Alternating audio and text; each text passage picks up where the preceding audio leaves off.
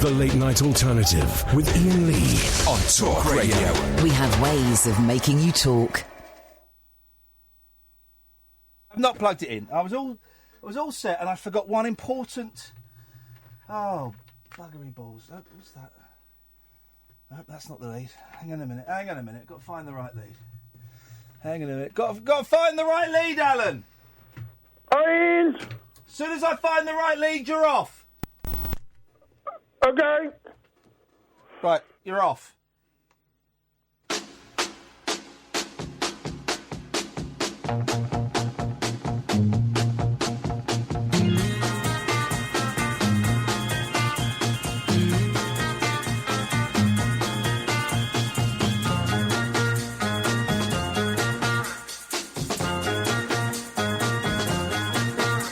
She sits on the dock, a fish in the water,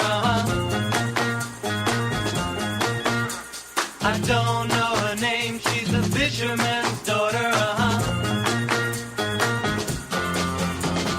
Come on down to my boat, baby. Come on down where we can play. Come on down to my boat, baby.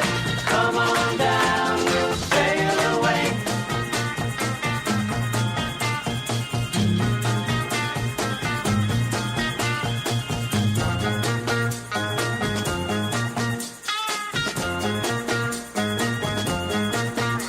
She smiles so nice, like she wants to come with me,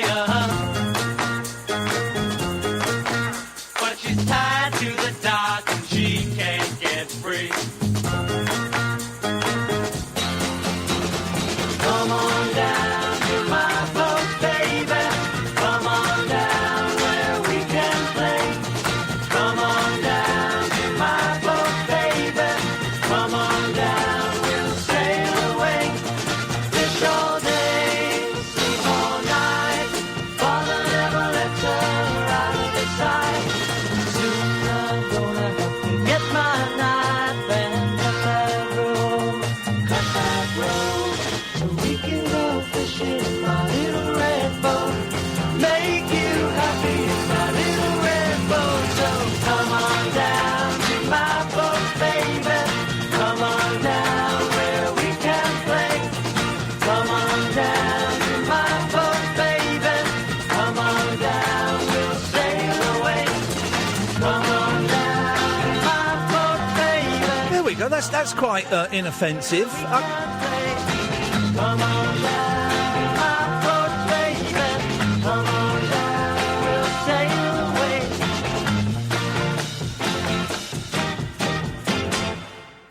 So I'm reading this book about the Partridge Family, perhaps the most inoffensive, un-rock and roll group of all time, right? It's quite a heavy... It's all about their music. I thought it'd be more about the TV show, but it kind of does the TV show in the preface. So it's all about the music, right? And it's referencing loads of very light fey MOR pop groups, American pop groups from the late 60s that got to number 74 in the charts. And I've never heard of any of them. No one's ever heard of any of these people. But as soon as a name comes up, I go on Amazon and buy their CD. Now, quite often their CDs, because they're so rare, they're like 20 quid a pop. And I'm wondering if I can cancel that order. Anyway, good evening, dear listener. This is the Late Night Alternative. My name is Iain Lee. Her name is Katherine Boyle. Tonight, well, at 10:30, we've got Russell Mael, lead singer from Sparks, coming on the show via the telephone. Have you got his phone number? It'll be in your emails. It'll be in your emails, won't it? Did you have it? Yeah, I emailed it to you. Okay. I think he's coming on because not only did Sparks release one of the best albums of their career and one of the best albums of last year, Hippopotamus, but they're doing some shows over here in May, and he'll come on and talk about that. And I'm excited because I love Sparks. Have you got? I've got it somewhere. If you can't find it, I don't got it. You don't got it. I thought I forwarded it to you. See if you've got an email that I forwarded from Sue. Anyway, if you don't got it, I got it. I got it somewhere. But around Russell from the Sparks, we will take your calls straight to air this evening. 03 44 499 1000 is the telephone number. Now, what that means, straight to air means, normally when you phone up any radio show apart from this one, you will speak to a producer or a technical operator or just someone. It's never a researcher, so don't say it's a researcher. And they will ask your name and your number and what would you like to say to the host. And they might ask you a few questions. And then they'll either say, that's great, we'll call you back, or they'll say, that's great, we'll try and call you back, which means they won't call you back. On this show, when you phone up in the week, 2/3 of that happen. You phone up, you get asked your name, and you get asked your number, and then you get called back straight away and you get put on. Unless you've been on, sort of 3 or 4 shows in a row, in which case you might be asked to sit the show out. We never ask you really what it is you want to talk about. So when it's a straight-to-air show, it means that there is no intermediary between myself and yourself. You phone up, you don't speak to Sam, you don't speak to Katherine, you phone up, and when I see, a number on my screen, I've got 10 lines on my screen. So I'm still a bit windy, Pops. Not quite recovered from that norovirus. Wow. I'm not. I still feel it's still very belchy and very lightheaded as well. It's thoroughly unpleasant. But I'm not going to puke, so that's cool. He says, swallowing down some puke. So you phone up and you just get straight on the air. There's no dilly-dally and there's no one calling you back. The number is 0344 499 1000. Free for most people, pennies for some people. We'll open up the Skype a bit later on. The only rules are, you can phone in about anything, absolutely anything you want. The only rules are, don't swear and don't be libelous. Okay, that's it. And if you do either of those things, I have a dump button, which means I press it, and that 7 seconds of radio doesn't get broadcast. Now, you can phone up, and I know we've got more and more new people listening. Every time I pop up on Loose Women, we get 2 more Loose Women gigs coming up. 2 more Loose Women gigs coming up. They love me giving away the prizes, and I love giving those prizes away. I had a meeting with some people about maybe going to Pakistan with Amir to film a little thing. They said that they loved it, and they said, right, we'll pitch it to ITV on Monday. That's the kind of world I'm living in. Me and Amir going to Pakistan on someone else's dollar. Thank you very much indeed. So I WhatsApped Amir today, said, I'm having a meeting about us going to Pakistan. You still up for it? Yeah. Beautiful, fine, okay, good, we're in. So you can call in about anything. It can be heavy, it can be light, it can be something that's in the papers, it can be something that's happened to you, it can be you want to, make silly noises down the phone. It's fine. Anything you want. You really, there are no boundaries. Let your imagination, let your love flow. What's that song? Let your love fly like a bird on a wing, and let your love find you.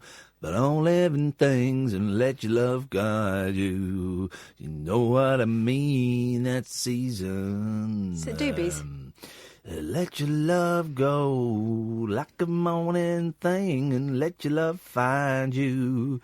But don't live in things and let your love guide. Bellamy Brothers. The Bellamy Brothers.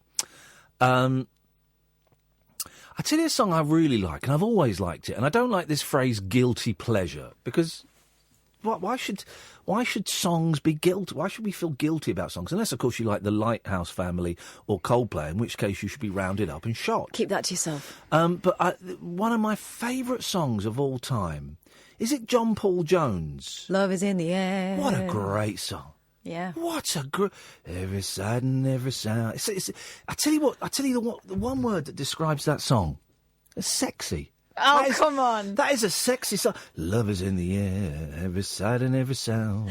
And the strings... Bum, bum, bum, bum, bum, Love is in the air, around. And I don't know if I'm being foolish. I don't know if I'm feeling down. And I don't know if I'm believing, but it's there when I look in your eyes. Love is in the air. That's a great song. A very, very sexy record. Really sexy. Sexier than Barry White, because I can never get the idea of Barry White. He hasn't seen it. I mean, he's dead now, but surely he hasn't seen his Winkle in 15 years. Someone else can attend to that. Exactly. So, with that in mind, let's dive straight in, shall we? Let's go to line 1. 1, you're on the wireless. Hello, Iain. Hello, line 1.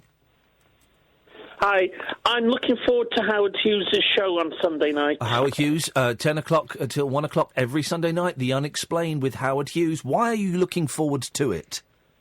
They're talking about Nostradamus. Oh, for And God's sake. I love talking about Nostradamus. But you sound like quite an I'm intelligent gentleman, and yet you actually buy into that hokum. Well, the quatrains are open to interpretation. See, whether you believe in them or not, they should be good entertainment. Oh, it'll be good for a laugh. Yes. Hello.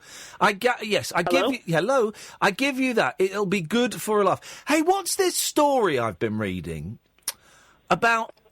Well, I've not been reading it. I've seen a photograph of a man. Have you seen this, Kath? It's a photo of a man holding a blurry photo, and underneath it said, "This man claims he travelled to the year 6000 and took this photo.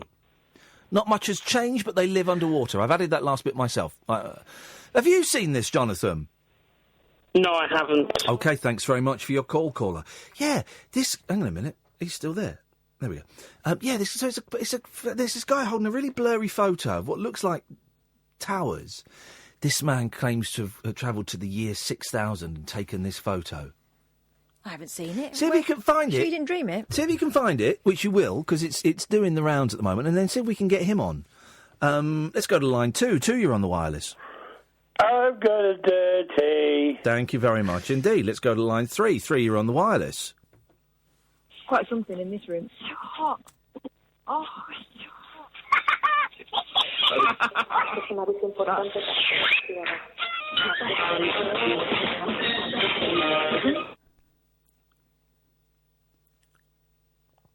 That was the most profoundly upsetting call I've ever heard in my life. I don't like the fact I was dragged into it. Can you please exclude me from this narrative? What was going? Did you recognise any of the audio from that? Well, it sounded like Justin's house at the end. That was really unsettling. Yeah, it was. Wasn't it? Let's go to line 4, you're on the wireless. I'm sorry about the cookie, all right? I felt guilty all day, 24 hours. Good. Do you not think it's weird sending us food like that without anyone, well, first of all, it's weird sending us food, but then sending it anonymously.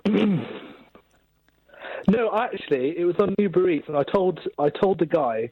You told what guy? From Kadir, but obviously. Well, that message doesn't get. The delivery men don't deliver messages; they deliver food. Because you can write a little message. I couldn't give a stuff. I put down. Yeah, here's the thing, right? Because the delivery. Shut up. Will you shut up? Will you shut up? Right. Sorry. So the delivery guy delivers it to our guy who's on reception. So it has to go through 2 people before it gets to us. So no, I'm sure it was done as a nice gesture, but it made us feel uncomfortable. I know, but the idea was, because you talk about the hex thing, I timed it to be delivered at exactly 12, because I thought that would be the good time. So you did it deliberately to shit us up? Well, not to shit you up, but just as a nice little extra to the hex thing, it would arrive at 12. Okay. And also, what you need to do is just accept that it made us feel uncomfortable and say sorry. Yeah, I do. I'm very sorry about that, and I'm sorry for... There we go. Speaking of the hex, we think the hex may have been misdirected. Yeah. Because yesterday we had a white witch on, woman, who put a hex on us to give us sore throats. But it was Eamon Holmes, who was off today sick with a sore throat. So do you think that Spooky Lou got it wrong? She's aimed at the wrong person? Because her pubes are falling out. She did say that she was a learner. I think she needs to go back to potions class. Yeah, she needs to go back to potions class. Let's go to line 5. 5, you're on the wireless. Hi, Ian. Hello, line 5. Hello, it's Luke Walsh here from Luton. Hello, Katherine as well. One thing I've always wanted to know, you're, of course, in the jungle. You're very muffled. You're very muffled. Why are you so muffled? Is that better? No, it's exactly the same. You're very muffled. I don't know what that is. It's strange. But one thing I've always wanted to know, how much sleep did you actually get in the jungle when the cameras were off? Well, you've not always wanted to know that, have you? Well, it's something that's it's something that they don't explain about I'm a Celebrity, do they? What was your question? How much food do you get? No, how much sleep? How much sleep? Well, it depends. They wake you up very. We didn't. You don't know the time when you're in there, but we think we were woken up about 5:30 in the morning, and some nights you could be up until like 11 or 12, because they'd want you to film bits in the Bush Telegraph talking about, like, narrating the day, they would call it. So you could be up quite late, but then you could sleep during the daytime. And of course, coming back to the UK, was it different, like, again, dealing with, like, the time zones and actually figuring out what time it is again and, figuring out your body clock almost? Well, I had a wonderful cheat in that I'm on an antidepressant, metazapine, which when you take one, 45 minutes later you fall asleep. So the jet lag, I slept really well in the jungle, even when I was in a hammock, and the jet lag kind of bypassed me. But yes, that's jet lag. It's confusing. And of course, what's it like working on morning TV now? I've seen you on Least Women this week, and I look forward to seeing you on the Bear Club tomorrow night in Luton. Yes, Are you recording this, Luke, for your radio show? No, I'm not. No. Oh, it sounds very. It sounds very formal and efficient. I need to get my agent. Yeah, Loose Women, I would say, is daytime TV, but I'm having the time of my life. Yeah, I'm loving it. I was in ITV actually Thursday. I was doing a. And then security found you, and they kicked you out. No, I was working part of the political team for Good Morning Britain. It was very interesting, actually. Good Morning Britain has a political team? Why wasn't I introduced to those guys the 2 weeks that I worked there? I met Kate Garraway and everything. It was really fascinating, actually. Kate Garraway is a fascinating lady. Kate Garraway. Anyway, I look forward to seeing you tomorrow. See you tomorrow at the Bear Club in Luton. I like Kate Garraway a lot. She's a really nice human being. Really nice human being. 0344 499 1000. It's going to be one of those nights, I think. I'm Iain Lee. This is Talk Radio. Uncut after-hours conversation for the up-all-night generation. The Late Night Alternative with Iain Lee on Talk Radio. We'll get you talking. This is the guy who's been to the future. Right? This is a photograph from the year 6000. This man claims he has been to the year 6000. We sat down for an interview in an undisclosed location as he told us his story. He claims to have brought back an actual picture from the future. Watch this and decide for yourself. Hello to everybody out there who's watching this video right now. I know a lot of you are going to find my story extremely hard to believe, and I don't blame you. If I was watching somebody claim these same things, I myself would most likely not believe them. However, I can assure you that what I am saying is true. Oh, that makes it all right then. It is not of my intention to deceive anybody. I simply want to spread a message about the future of humanity and where the world is heading.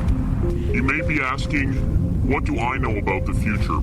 Well, I am a time traveler. I was part of a top-secret program to send people forward in time. Now, this was in the 1990s.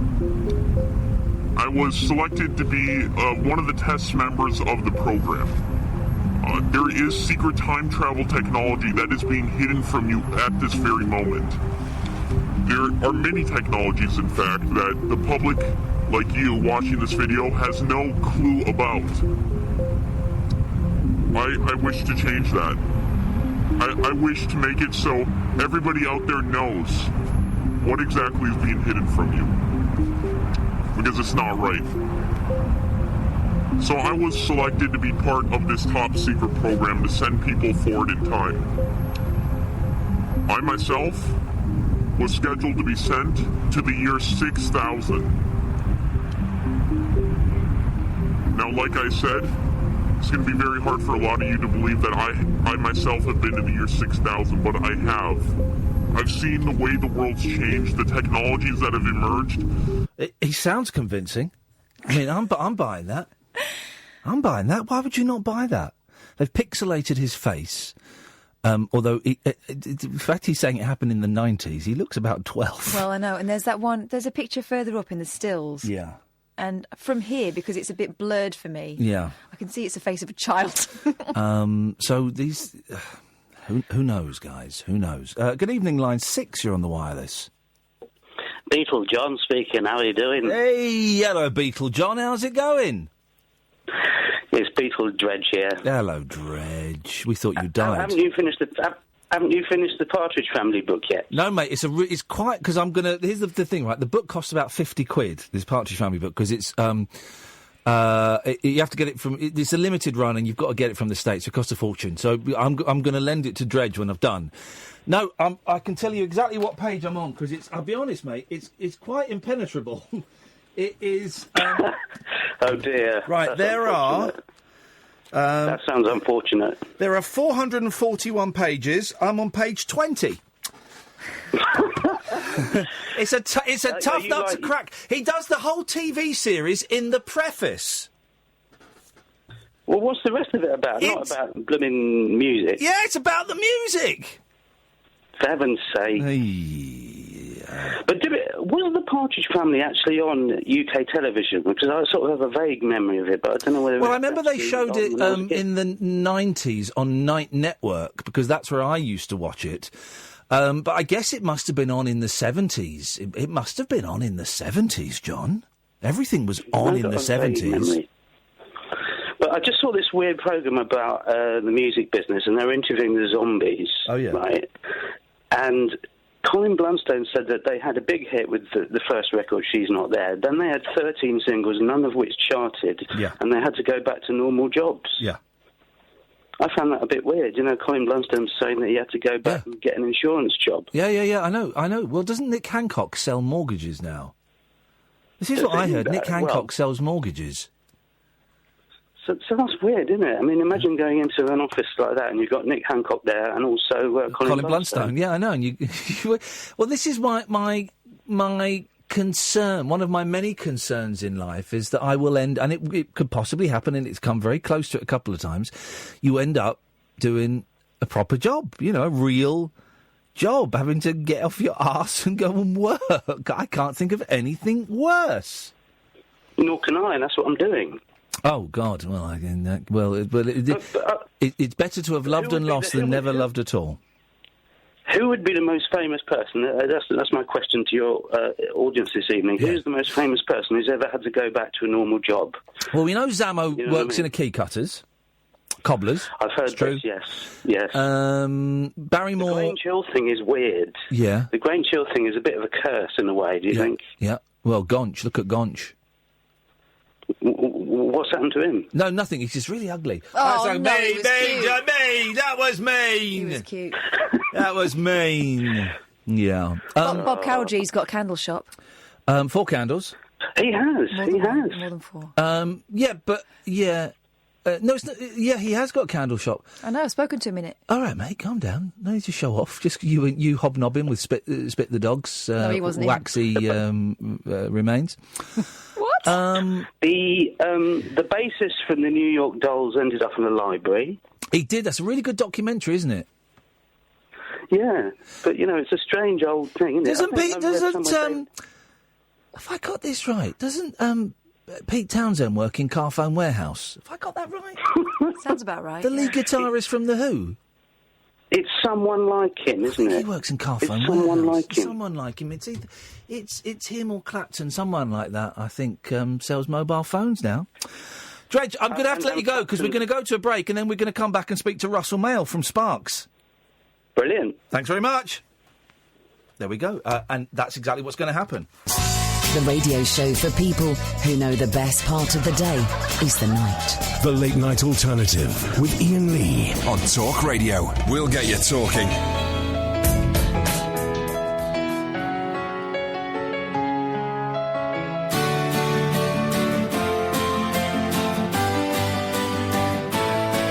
It's a little retro and a bit passé, but you know you make her feel okay, and she feels alright.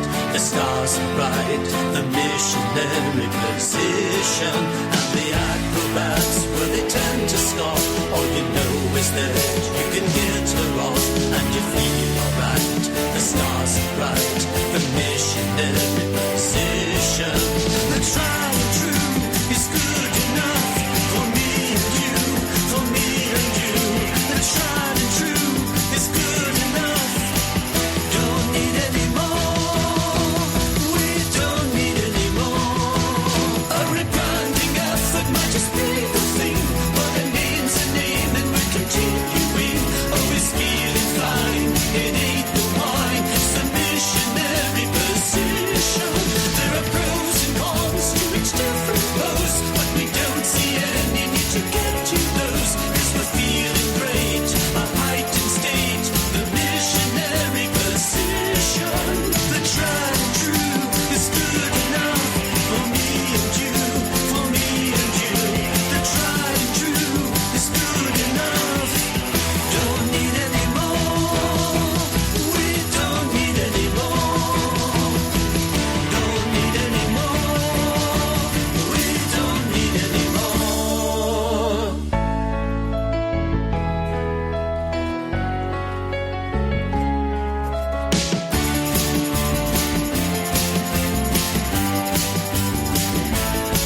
You might have positions you can recommend, but I don't know if we'll ever get to them, 'cause we feel alright. The stars are bright, the missionary position.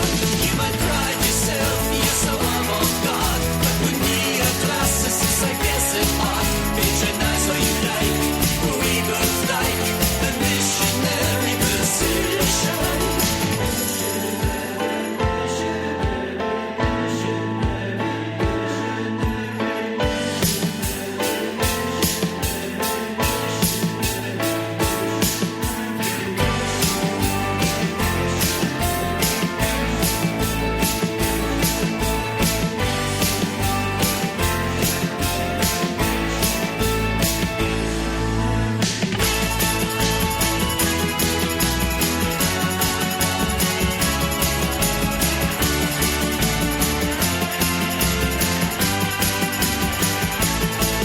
It's a private matter as to frequency, but we both are smiling as you well can see. And it ain't no joke, it ain't the rope, it's the missionary position. It's a little retro and a bit passe, but you know you make the feeling okay, and you feel so right. The stars are bright, the missionary position.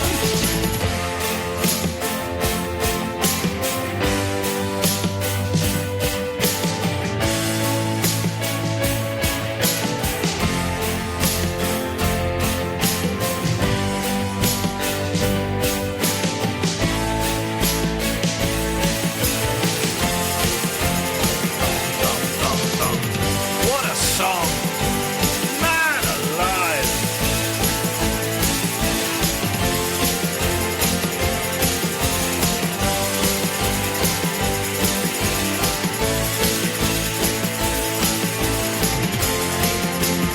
Oh, it's orgasmic. It's orgasmic. Missionary Position. Thank you. By Sparks. Any song about sexual positions that has the line, "It's a private matter as to frequency." Oh, it's wonderful. That's from the album that Sparks released last year, Hippopotamus. And it's such a joy. The Sparks are like a... and bearing in mind I don't drink, but I believe this is how it works with fine wines, that they get better the older they get. And here's the thing. Just when you think they've released their best album, right, which, let's be honest, they started in the late 60s, early 70s. They should have released their best album 40 years ago, right? Nowhere close. Just when you think they've released their best album, they come out with one that's even better. And Hippopotamus from last year, from Sparks, is just... It's packed full of gags. It's catchy, it's danceable, kids, if that's what floats your boat. It's naughty, it's rude, it's avant-garde, it's esoteric, it's psychedelic, it's wonderful. And but enough build-up. Let's get the gentleman on. Ladies and gentlemen, all the way from Sparks in Beverly Hills, California, it's Russell Mael. Good evening, good afternoon, Russell. Good afternoon. Good evening to you. Yeah, hi. Oh, man wow, alive. What a build-up. I know. Can you live up to that build-up, Russell? That's the question. God, I hope so. I hope we do after all of that. The question I've got listening to that, I love that album so much, and that song, it makes me laugh. So it's just wonderful. Are they real strings in that song, in the crescendo at the end? How do you do that these days? Well, they are real strings. They're played by Ron on a keyboard, but they're sample libraries of real strings. So it's actually played, so it's whatever, it's a conceptual thing whether you consider it real or not, but it's real recordings of strings but played by Ron on a keyboard. So and how does it work in the studio? Is because obviously when you play live you have this wonderful band of, let's be honest, they're kids, but this wonderful band. Do you and Ron record the album yourselves? Do the band come? How does it work in the studio? Well, on Hippopotamus, Ron and I did most of the stuff on our own. However, the drummer who we love, who's playing with us now, Stevie Nister, he recorded on the album with us, and we used a different guitar player than we were using live. Dean Menta, who played for a bit with Faith No More, he did all the guitar work on the album. So it's sort of a combination of the live band and then other folks as well. And then, usually the stuff is initiated by Ron and myself in the studio, and we kind of craft things a lot and then have our other musicians come in and sort of, give their input on things at that point. Ron, of course, is the main songwriter of Sparks, Russell, but I still think you peaked with Pineapple. I know. I'm waiting for inspiration again to strike. So there hasn't been anything that's piqued my imagination enough since then. But I'm still thinking and I'm working on it. Good. So hang on, the next album. Because I'm fascinated by Sparks, and I love you. And I met you years ago, and I didn't really know a lot about you. Then I interviewed you, and I came and saw you, and it was just my eyes were opened to the possibilities of what music could be. And now you're one of my favourite bands.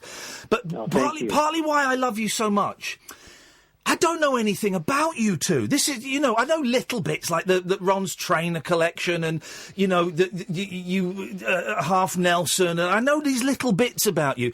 But you've managed to, all these years, still have that air of mystery. How do you do that? Well, we tend to think that we like to put everything into the music, and the music really tells you a lot about who we are, and I think that the music itself and the lyrical stance really speaks about who we are, and that to know all of the kind of more tabloid side of things is less interesting than our music is, in our opinion. So so we like to keep it a bit more mysterious as to that side of things, because we think that if you just see Sparks via the music, that's the best way to learn about Ron and myself. Oh, I agree. I think we know too much, with the Kardashians and with Twitter and Instagram. We know, what time of the day celebrities are going to the bathroom now. I like the fact, I want my stars to be enigmatic and to be, kind of like superheroes in a way, that you don't know what's going on behind the dark glasses. No, we both agree and think that that in your imagination you can draw a lot in your own mind as to what we're like, and then it may or may not be the reality, but it might even be more exciting than the reality. So exactly. The reality is always a disappointment. we know that. It never lives up to that. I did mean what I say. I'm blowing smoke up your ass, but man alive, if ever an ass deserved to have smoke blown up, it is yours and your brother's. Just when you think, the albums just keep getting better. And when there are a lot of musicians, you know, from the 60s, from the 70s and 80s, who are kind of just cashing in and releasing any old stuff, you know, Little Beethoven, Hello Young Lovers, Exotic Creatures, the Seduction of Ingmar Bergman, then the stuff you did with Franz Ferdinand, and then Hippopotamus. Are you nervous when you release an album? Do you still get nervous as to how people are going to accept it? Yeah, I mean, you're always a bit,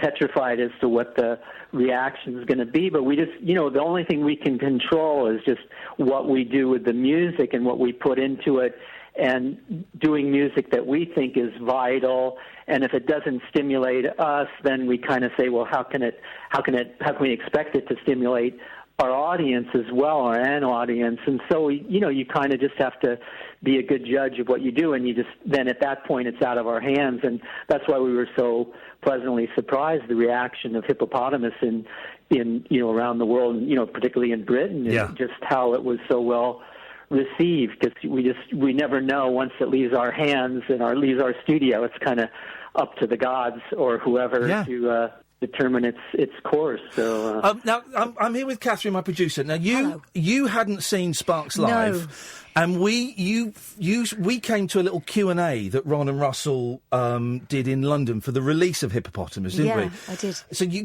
what did you think? This was my entry-level album, Russell. From this point, this is my jumping-off point into Sparks. I absolutely loved it. My goodness, what performers you are. And I just love the whole thing. It's that thing, isn't it? Is that you are both very softly spoken gentlemen. Yeah. You're not softly spoken on stage. The noise that comes out. How much do you... I'm trying to think of it. Do you direct the live shows? Do you choreograph the live shows? How much of it is kind of spontaneous and how much of it is pre-planned? Well, I mean, a lot of the impression that people... with all the feedback we get is that it's it's kind of theatrical in nature and sorts, but the current tour that we've done and the next one that we're going to be doing starting in in the early summer is that it's the theatricality, if there is that sort of element, it's kind of more from our personalities, I think, and the personality within the music, rather than there being a lot of extraneous visual effects and things like that people tend to come away thinking they've seen a highly theatrical evening, but it's kind of ironic to us because the theatricality is, basically within our, the personalities of ourselves, and then the personality that the music conveys as well. I was going to say, you're right, there's no laser effects. Occasionally I've seen you use backdrops and stuff, but it's interesting you think that it's not...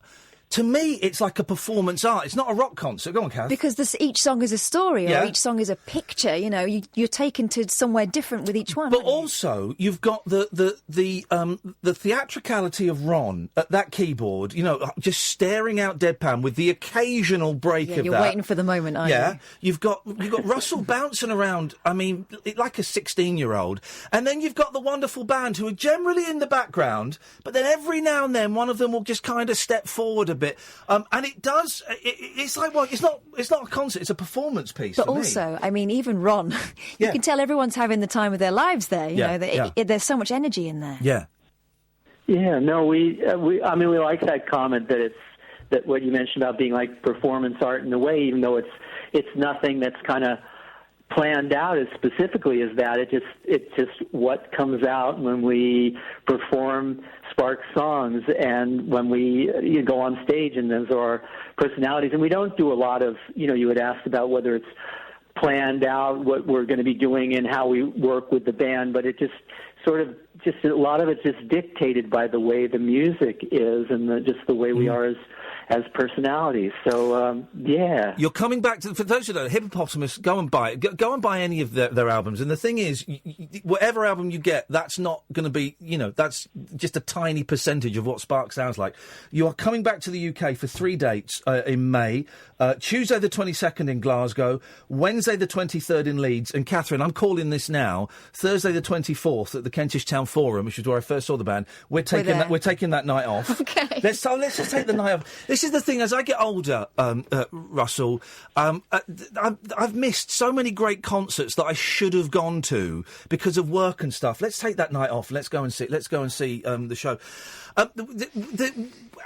I'm going to ask you a question that I know you're not going to answer, but I kind of have to ask it anyway. What are you doing next? I mean, is there another album bubbling? What's happening next? Yeah, that is the worst question. Yeah, I know it is. Yeah, I'm sorry. No, I mean, we're always thinking of the future. That's kind of the sad part of it all, is that we never get to kind of rest on our laurels or anything. We're always kind of a bit antsy and wanting to just be doing new stuff, and we always think once we've created something, then God, we better start concocting something next, and what's next. So we're always thinking and working on new stuff. So there'll be more. Oh, man alive. Imagine... It's a threat. It's a threat. They ain't going nowhere. And finally, I will let you go. I could talk to you tonight. I will let you go. I wonder how many of the... what's great about Sparks concert is that there's people of all ages. There's men older than me. There's people, kind of our age in their 40s. And there are kids, what I call kids, 16, 17-year-olds there. I wonder how many of the teeny bopper fans from 1971 and 72 still come. Because it's weird to think that for about 20 minutes... Sparks were up there, with Mark Bolan and with Gary Glitter. They were.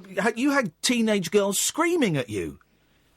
Yeah, the first go round in England in the 70s, it was pretty, crazy. The reaction, and it was a real special period that whole time when it was Roxy Music and Bowie and Sparks and T-Rex. That's all those kind of bands. It was a really special time, and so it is for us. It's just really kind of fascinating how here we are at this point. And in the concerts, we did nine shows in Britain last year, and the reaction was just really wild at those shows. So it's a really unique situation that Sparks is in. There is a lot of affection for you, Russell, and I hope you got that from the reaction to the album and to the concerts, and the fact that we've dragged you back for another 3 shows in May.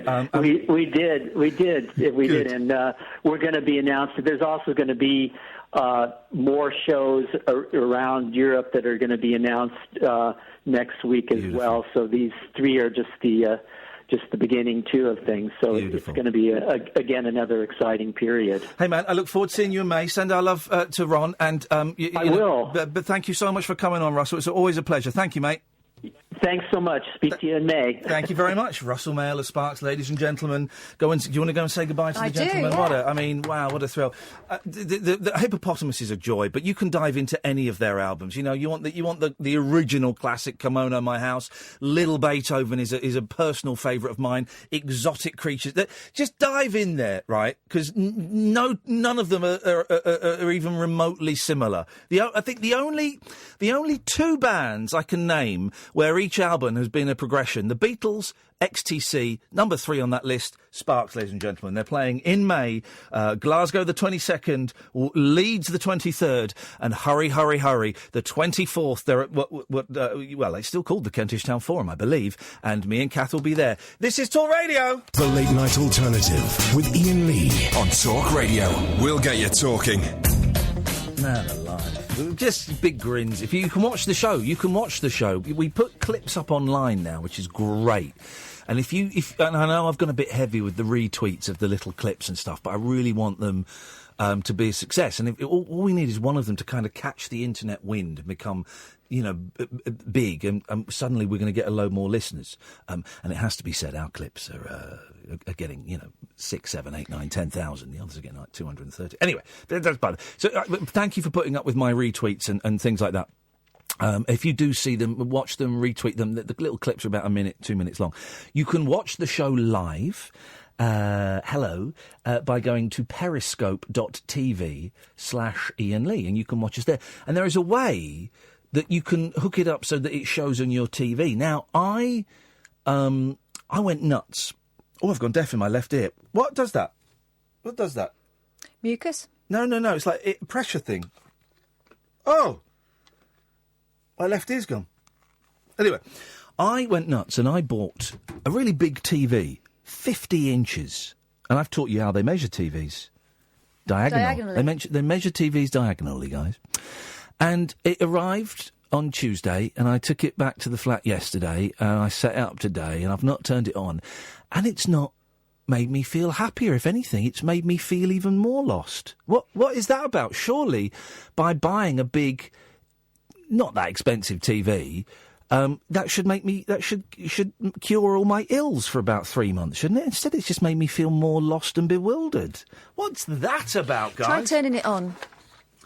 Oh no! There are friends in there. No, I don't. I've not used the PlayStation that I got. What am I doing with my life, guys? What am I doing? I'm wasting my life. I'm spending my life away, and that is not going to fill the spiritual void that exists here.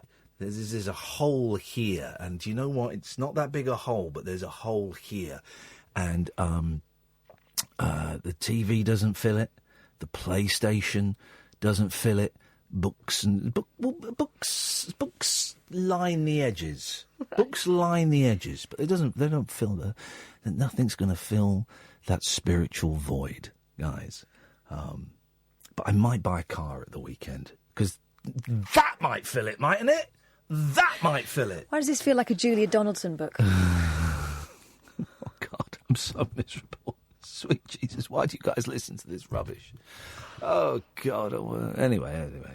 0344. By the way, those last 2 minutes, clip it. Send that. There we go. Cut it off here while I'm saying this. Just put those last 2 minutes. Well, Roddy, when you clip it, just stop just before then. Yeah, stop when I say clip it, because that makes me look big-headed. But that was gold. That's going to go viral. 0344 499 1000. Taking calls straight to air. Let's go to line 1. Line 1, you're on the wireless. Oh, good evening, Ian. Good evening, Philip. Interview. Yeah, it was good, wasn't it? Isn't Russell? They're so lovely, the Mael brothers. Yeah. Do you know what, Ian? I was looking, and I was amazed. I hope you don't mind if I mention the word, but it was 1977 that I saw him in Roller Coaster. Oh, you keep going every time. I know. It's a good, Ian, I know you don't like it. I haven't seen it. I'm just saying, they are great in the finale. Honestly, Ian, you see, they take part in the concert at Magic Mountain. I know. Philip, do you know how I know this? Because every time I talk about Sparks or have one of them on, which has been like 3 or 4 times, you phone up and tell me the plot of Roller Coaster. Yeah, honestly, if you've never seen it, there is a clip, I believe, on YouTube of them performing. Hey, talk to me about Peter Wingard. Oh, yeah, that was sad, because, I mean, he did lots of things. He did a very, very good film called The Night of the Eagle. I don't know if you've ever seen it. No, I haven't. It's a intelligent science. He's married to a woman who turns out to be a witch. What the heck? This ties in with what we were talking about last night. And it's made by a very good film director called Sidney Hayers. And if you've never seen it, it really is worth seeing. The only thing I know about Peter Wingard, is that he released a song called Rape. I believe he did. What? Yeah, he released a song called Rape. Oh, I don't know. No. I don't remember. Yeah. Yes. I mean, from what to say, is from what he did from his TV work when he started out in Department S. Yes. Which, from an ATV series was quite interesting. People used to like watching it because the stories were quite original. That's why people like watching TV. Well, yeah, and then he went on to do his own series as Jason King. Yeah. I never saw any of that. I never really bought into these 60s British TV series like Jason King or The Persuaders or what's the other one I'm trying to... He did one, Ian, that is very, very highly regarded. The Prisoner. The original, yes. The original Prisoner with Patrick McGowan. Oh, I suppose, I watched one of The Prisoner. I thought it was rubbish. Oh, well, the first series the remake was terrible. Well, I watched the remake the other week. Well, who remade it? Oh, well, it was made by ITV. Was Paul Merton in it? And it was, it was I can never pronounce his name. He was the guy who was in the TV series Person of Interest, which was... Here we go. Well, Philip, we'll run that through the computer. The thing I didn't know about... Your timing is terrible. Go on, you got 10 seconds. No, I'm not going to tell you. I'll tell you after. What, about him getting caught? No. Okay. Well, we'll find out what that is, and we'll listen to a little bit of Rape by Peter Wingard after this. The Late Night Alternative with Iain Lee on Talk Radio. We have ways of making you talk. It's a groovy day. You're a groovy girl. Throw your cares away. It's a groovy world. So come on. So come on. It's summertime and the sun is out. And the sun is out. Do I have to tell you, girl, what it's all about? What it's all about. The sky is blue above us. On the hill, the grass is green. Everywhere you turn, it's a loving scene. Do you know what I mean? It's really summertime and you're groovy too. Got a lot of good times I wanna spend with you. We'll have fun together, just walking hand in hand. Yeah, we'll have fun together, baby. Yeah, I wanna be your man.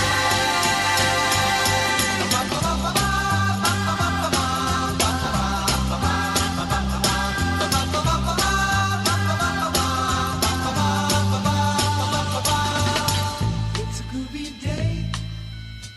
You're a groovy girl. Throw your cares away. It's a groovy world. So come on. So come on. It's groovy summertime and the sun is out. The sun is out. Do I have to tell you, girl, what it's all about? What it's all about. The sky is blue above us. On the hill, the grass is green. Everywhere you turn, it's a loving scene. Do you know what I mean?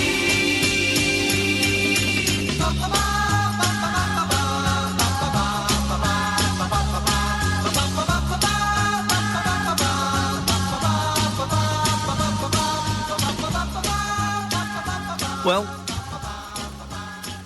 that's a lot better than the song we were going to play. I can't even play the other song. It's on YouTube. I'm not even going to link to it. The Peter Wingard song.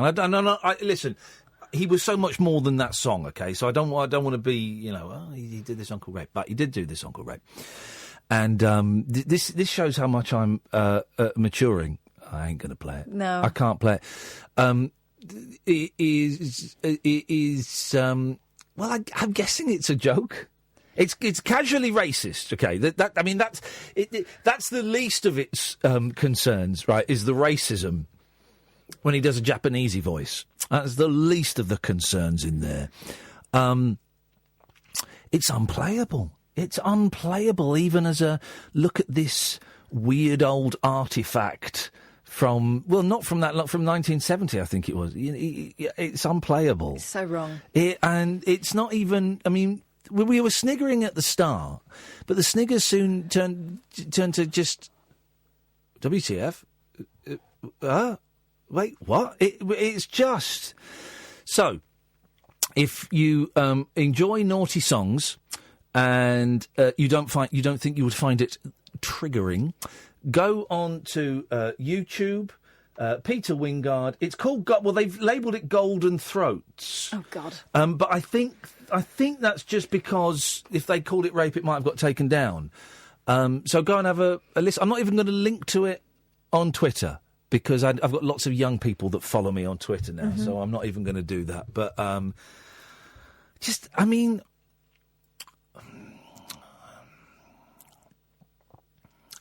don't know.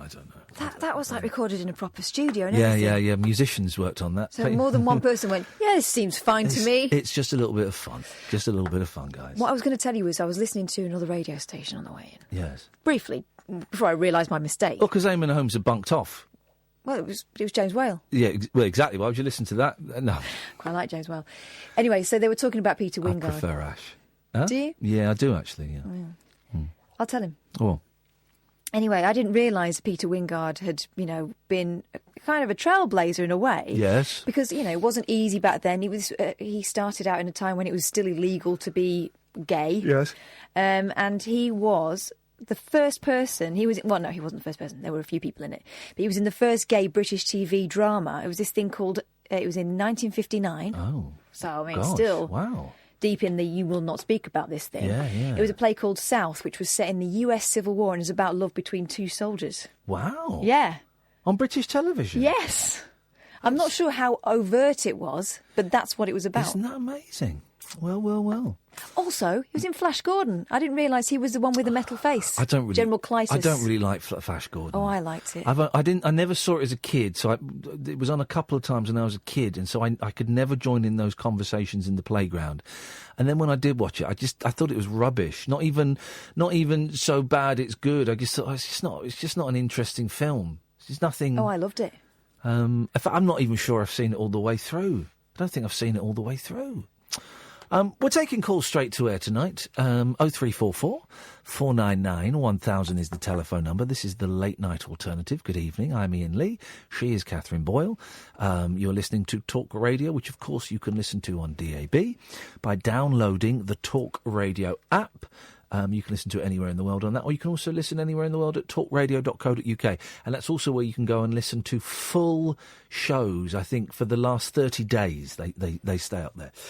So call straight to air works like this. I've got 10 lines in front of me. They're all flashing, and I go, line 1, you're on the wireless. All right, mate. Hello, line 1. Can you hear us, mate? Yes, I can. Aye, my line was a bit fuzzy, like. Okay. How's it going? But it's going better than your accent is. What's sorry, mate? Sorry, mate. What's the matter? Nothing. Sorry, no, nothing. How's it going with you, my friend? Aye, I'm good, mate. I'm celebrating. I've got a new business contract today. Fantastic. What's that for? I'm a handyman, mate, but I do all sorts of things, and I've just got a contract rat catching in some pubs. Oh, yeah, rat catching in some pubs. Well, let's see where this goes. I do a bit of this and that, you know, and it's a decent contract, like, so I'm having a few tinnies to relax. I'm hovering over the dump button, but we'll see.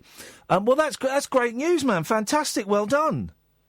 And I was thinking, like, since I'm killing these rats, like, I'm a Buddhist, you know, and I was wondering, if you could come back as an animal, what would you come back as? Well, I wouldn't come back as a rat in a pub if you're killing them.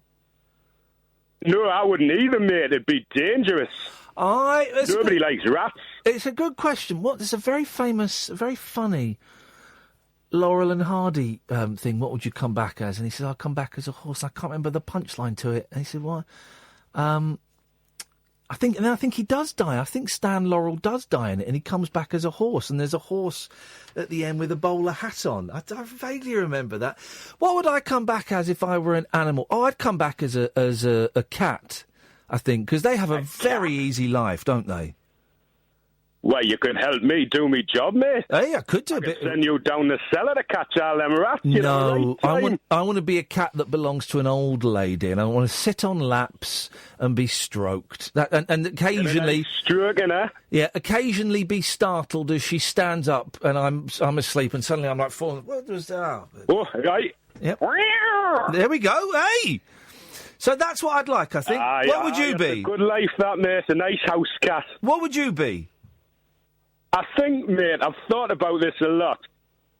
And, I mean, the obvious choice, I think, some kind of great ape. Because if you're a great ape, you're a conscious creature, and you kind of know what's going on. But, to be honest, mate, I think I'd come back as a cockroach. OK, well, we'll leave it hanging there. Thank you very much indeed. Line 2, you're on the wireless. Hello there, listeners.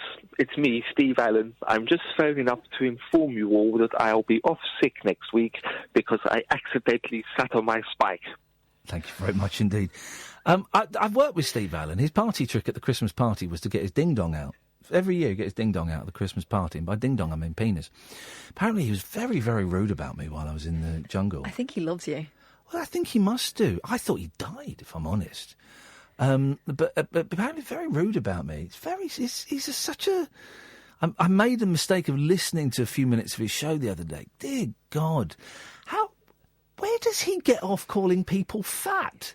Has he... This is a man that hasn't seen... Perhaps the reason he gets out of Christmas parties is to check that it's still there, because he ain't seen it for ages, you know.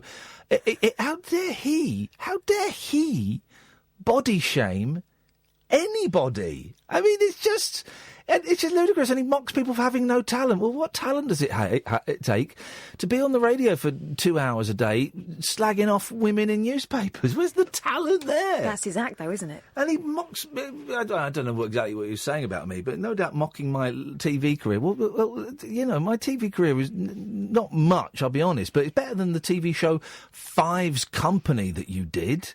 I mean, God, what such a strange old thing. And here's the thing, because I really like James O'Brien a lot, right? And I know that James O'Brien is friends with Steve Allen, okay? And the reason I mention this is because I also like Mike Graham a lot, right?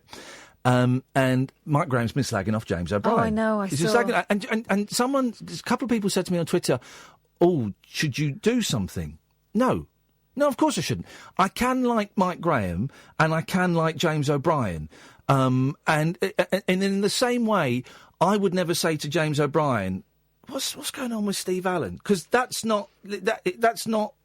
I've not got beef with James O'Brien, I've got beef with Steve Allen. We've all got friends who don't get on. Yeah. It's fine. Yeah, it's fine. So I can still like Mike Graham and like James O'Brien and think Steve Allen's a bellend. I can do all of those things at the same time, guys. Line 3, you're on the wireless. Hello, Katherine. Oh. Hi. Hello, Katherine. I want to talk to you. Well, talk to her. Will you go away then? I've gone. I'm away. Could somebody mute Ian's microphone, please? Go and talk to him. I'm waiting for him to say something. Katherine, yes. I've never met a monkey. Yes. But I believe you have. No. Personally? No. Because I never met one, but you did. Okay, this is a good story.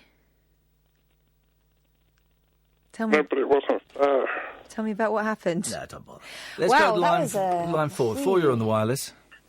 Oh, hello there. Yeah, long-time caller, first-time listener. Well done. I'm going to Glasgow next week. Yeah. Have either of you been there? Yeah, I've been to Glasgow. I worked in Glasgow, yeah.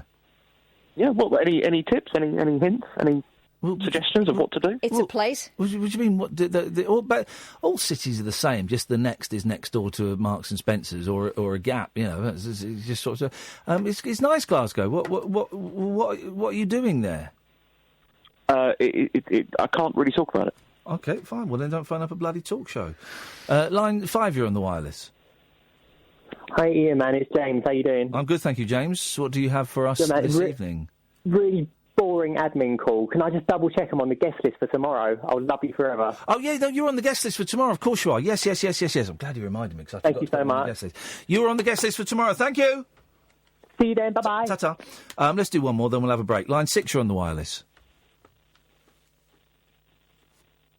No, you're too slow. Let's go to a break. The Late Night Alternative with Iain Lee. Unfiltered night talk with the original king of unconventional conversation on Talk Radio. We have ways of making you talk. 0344 499 1000. Calls straight to air. Let's go to line 1. 1, you're on the wireless. Yes, hello? Hello, yes. Is that Ian? Yes. Oh, that's great. How do I get to Carnegie Hall? Practice, son, practice. Thank you very much. There we go. You see, it's, you set them up and I'll knock them back. Line 2, you're on the wireless. What is it with these terrible Geordie accents we're getting tonight, by the way? It's funny voice night. Hello, line 2. Hello. Hello, you're on the air. Oh, hello. Oh, that was quick. Yeah? So I live in a boarding house, and sometimes some funny mishaps and weird things happen. Uh-oh. So I turned up after going away for the weekend to my room, and my desk, somebody decided to go in and unscrew one of the sides of it. Oy, that's not a funny mishap. That's bullying. Yeah, I know. And somebody came in and had a look at it, and this guy clearly knows what he's doing. He was looking at all the screws, and somebody had clearly gone with a proper electronic screwdriver and unscrewed them. Yes. Why would they? Why would they? Can you not lock your bedroom door? No, because I guess it's not maybe a fire risk or whatever. I don't know. Well, but even if hang on, if you're away though, aren't you allowed to lock the door when you're away to stop people going in and unscrewing the sides of your desks?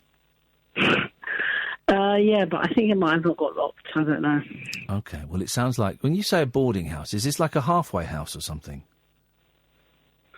No, it's just a normal school boarding house. Oh, you did school? Oh, school boarding. Okay, right.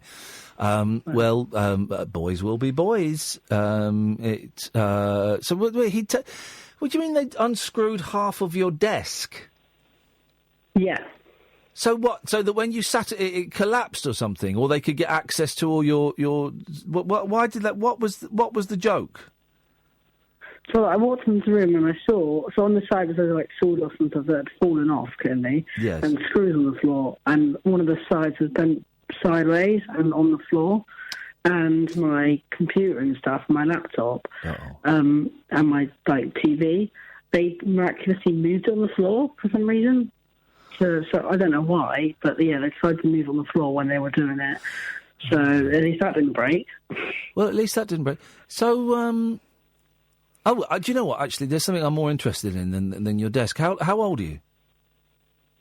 14. Okay. How long you been? Are you a full-time boarder? Do you go home at weekends? How does it work? I go home on the weekends, so I'm currently home in London. Yeah. We've spoken about this before, haven't we? I remember we've spoken about this before. I do find it.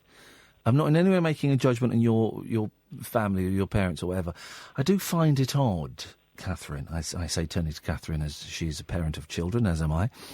That one would have children and then one would send them away. But if your parents did it to you, did your mum and dad get sent away to school? No. No. Mm. I would no. I think even if my parents had done it, I would think, what have I done wrong? Oh. I would. I'd think, what have I done? What have I done wrong? Why are they? What this? I don't think it's not natural. It's not natural, is it? Really? But as long as it doesn't screw you, I'm sure this. You sound like you've got your Zach. You sound like you've got your head screwed on properly. Yeah, but not my desk. Thank you very much indeed. There we go. Thank you, Zach. He got excited there because he saw he had a gag coming. It's hot in here, isn't it? Is there anything coming out of there? Yeah. It is boiling. My foot's gone to sleep. I'm flagging a bit. Hey, I like your coconuts. Let's go to line 7. 7, you're on the wireless. Oh no, we've had a terrible day today. I tell you what happened. My wife sat down and without looking at, she broke my glasses. It's my own fault. I should have took them off.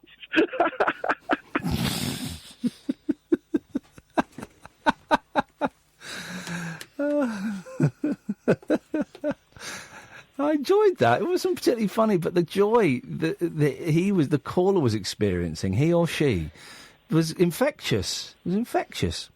Line 8, you're on the wireless. Cashier number 3, please. Now, you know the reason he's doing that? Why? It's the post office. Yeah. And do you know who's the voice of the post office? Was. I don't think he is now. Oh, yes. Steve Allen. Gosh. Yeah, imagine that. Should have gone cashier number 3, please. Oh, look at you fat cow. Here we go. Line 9, you're on the wireless. Me? No, sorry, I meant line 10. Line 10, you're on the wireless. What? Iain, Kath, mate. What do you think this is to? I didn't hear the question.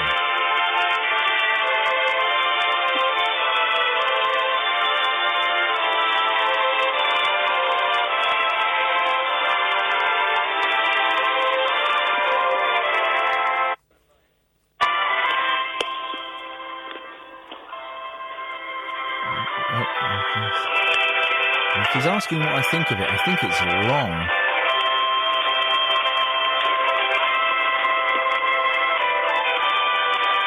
It's quite good, actually.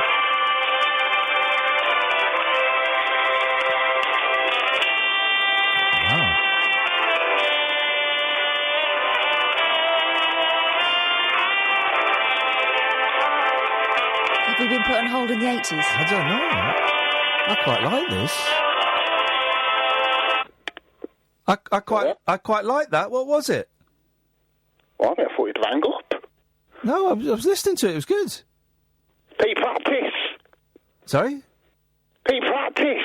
Peak practice. Oh, I thought you said big fat piss.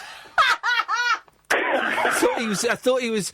He'd been held on too long, and so he thought, "Oh, I'm going to get a swear in then." Big fat piss. No, that was you. Peak practice. Peak practice. Oh, it's a good tune, that, isn't it? It's very uplifting. Oh, I'm glad you liked it. Thanks for calling. You're very welcome. I'll call again. What just happened there? Big fat piss. Line 6, you're on the wireless. Hello? Hello, you're on the air. Oh, we're on the air? Oh, shit. Turn off the music. Turn off the music. Hi, we were just on Periscope. I'm not really sure what you guys are talking about because you're on mute, but one of my friends wanted to tell you that the lady that's sitting there has a very beautiful smile, and they just wanted to let you know that we couldn't type it into the chat for some reason.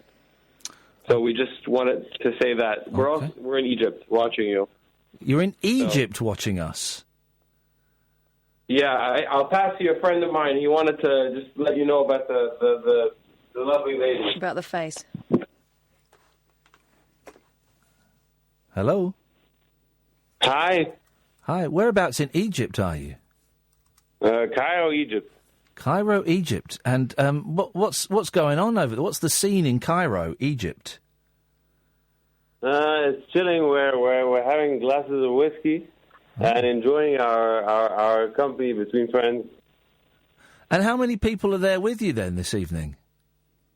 It's just the three of us. Okay, well Friends. that sounds lovely. Pyramids are overrated, aren't they? Overrated, like as the last wonder of the world, and as an experience for the 21st century kids, I guess so. Yeah, I mean, what do they do really? I would turn the pyramids into a Tesco.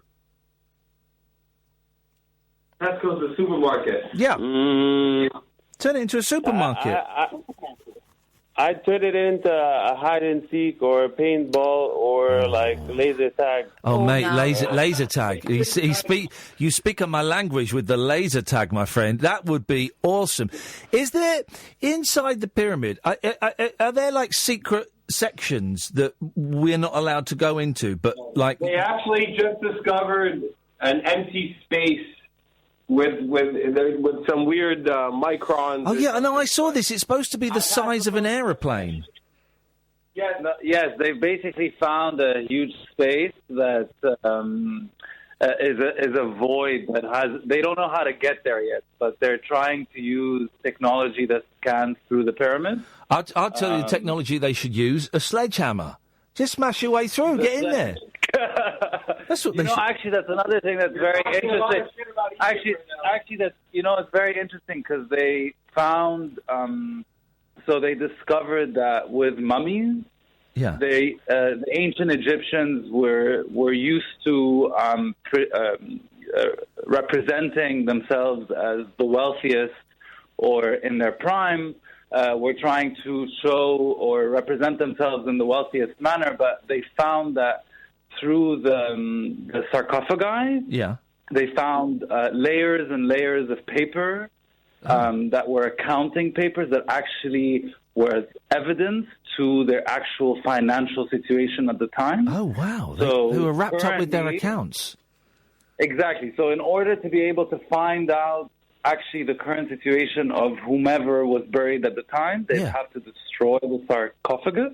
Yeah. But now they have enough technology to be able to scan through the layers of the paper. Wow.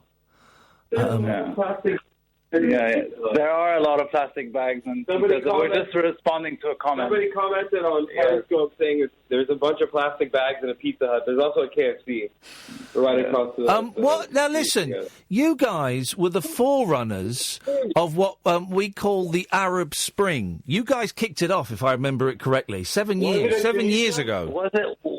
Yes, yeah. But was it an Arab Spring? I don't know. There was. This is what they. But you guys, you're. I don't know what to call it. I don't want to call it a revolution because it wasn't. Let's call it your protests. That was like 7 years ago, wasn't it? That's right. And were you there? Were you part of the protests? No, actually, one of us was, but two of us weren't. You were too busy drinking whiskey and thinking about sarcophagi. No, we were in the U.S. studying. Okay. And how? Because things got a little bit dodgy bodsky afterwards with the Islamic Brotherhood.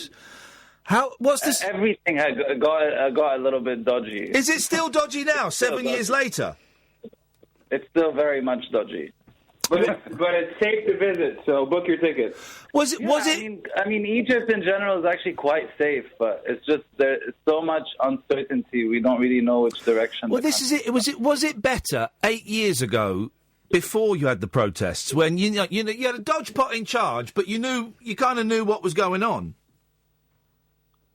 Right, but I'm gonna ask you, let's go a little bit deeper. But what do you mean by better? Better economically, better politically? Better. I mean, do you know, that's a good question. I don't know. No, better personally for you guys. Let's keep it micro. Was it better for you 8 years ago when you? And listen, I'm really at the edge of my knowledge of the Egyptian political state. Sure, absolutely. But was it better for you when you kind of knew what was what? Yes. It was better. Yes. And let me give you maybe a little bit of a small symbolic image. Yeah, go on, please do. I think that prior to the revolution, Egypt, yes, had a lot of issues, but I think now that there are a lot more limitations. So to a certain extent, you feel a lot more constrained than previously. But I don't know. The main thing is stability. We had two revolutions. Everything was unstable, and that affects the economy, and that affects tourism, and so that affects how much money people have in their pockets, and that makes people go out and riot on the streets. So before then, there was at least you had stability and somewhat of a stable economy, but the government was corrupt, and that's what people were upset about. So lately, we haven't had a revolution since 2013. That's such a great. We've not had a revolution for the last 5 years. I know, You're due another one, then, guys. It's only been a couple of years. Come on. Okay, listen. And how come you found us on Periscope? Were you just spinning around and seeing what happened? On the Apple TV, we have a Periscope app, and we just opened it up, but the TV was on mute, so we've been staring at you guys Beautiful. for 2 hours, drinking whiskey, listening to music. And we're lacking the smile that we came to see. There we go. Guys. Listen, we're tits and teeth over here. Well, guys, listen, we're here every weeknight, 10 till 1. You're very welcome to watch on Periscope and call in again. It's been nice talking to you. It's a pleasure. Thanks so much. Have a lovely night. It's a pleasure. Give them a smile on Periscope. Come on. Certainly not. Oh, yeah, outrageous. Thank you very much indeed. There you go. We got them at the right moment for talking politics, didn't we? That was something, wasn't it? Hey, we got three drunk dudes in Egypt. And pyramids and politics. Were you impressed with my knowledge of the Egyptian... Yeah, it was like listening to Christian Amanpour. But here's what I was thinking the whole time, right, while I was talking about that, and I just heard last week that it was the 7th anniversary of the thing there. The whole time he was talking, I was thinking, right, how can I make a joke where the punchline is, I tried to suck off a guy. Oh, wow. Well, well done for resisting. I did resist, didn't I? Yeah, but then you did that, so... Disappointing. The Late Night Alternative with Iain Lee. On air and off the leash. On Talk Radio. I'm loving blocking people. Who's this person on Twitter? It doesn't matter. Block. I've started engaging with people. Block. Block it. Oh, someone's done a I horrible... know, it's horrible and it moves. Is that you? Yeah, it's me without my makeup on. Jesus. Horrific, isn't it? You are, mate. That was good. I enjoyed that. But 3 drunk dudes in Egypt. Pyramids are overrated. I would still like to see one, but it does spoil it a bit, the fact that there's plastic bags floating around them and... you and know KFC. as well they're going to be smaller than you think. I mean, are there like death traps in them? Like I'm thinking of Indiana Jones. Well, like obviously. swinging axes and that. Yeah. And torches that suddenly burst into flame. Yeah. Yeah, I think so, yeah. I think that's a historical fact. So, if there were two mummies in their cases, would you suck off a guy? It doesn't make sense. No. Doesn't make sense. And you congratulating yourself for resisting and then saying it and then doing the joke. I mean, I know it's progress, not perfection, but... Let us go to line 2. Line 2, you're on the wireless. Oh, well, he'd done his research, hadn't he?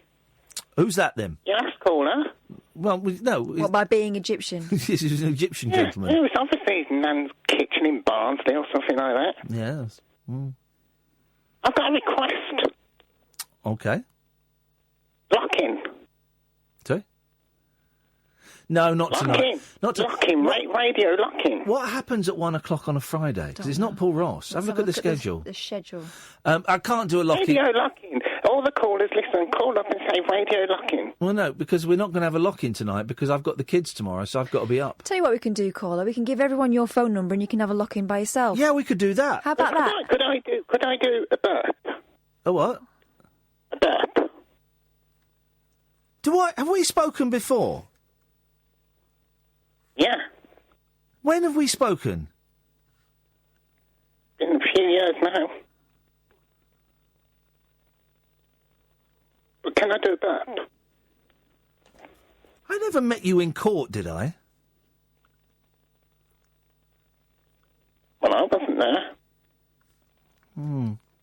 Interesting. Line 2, you're on the wireless.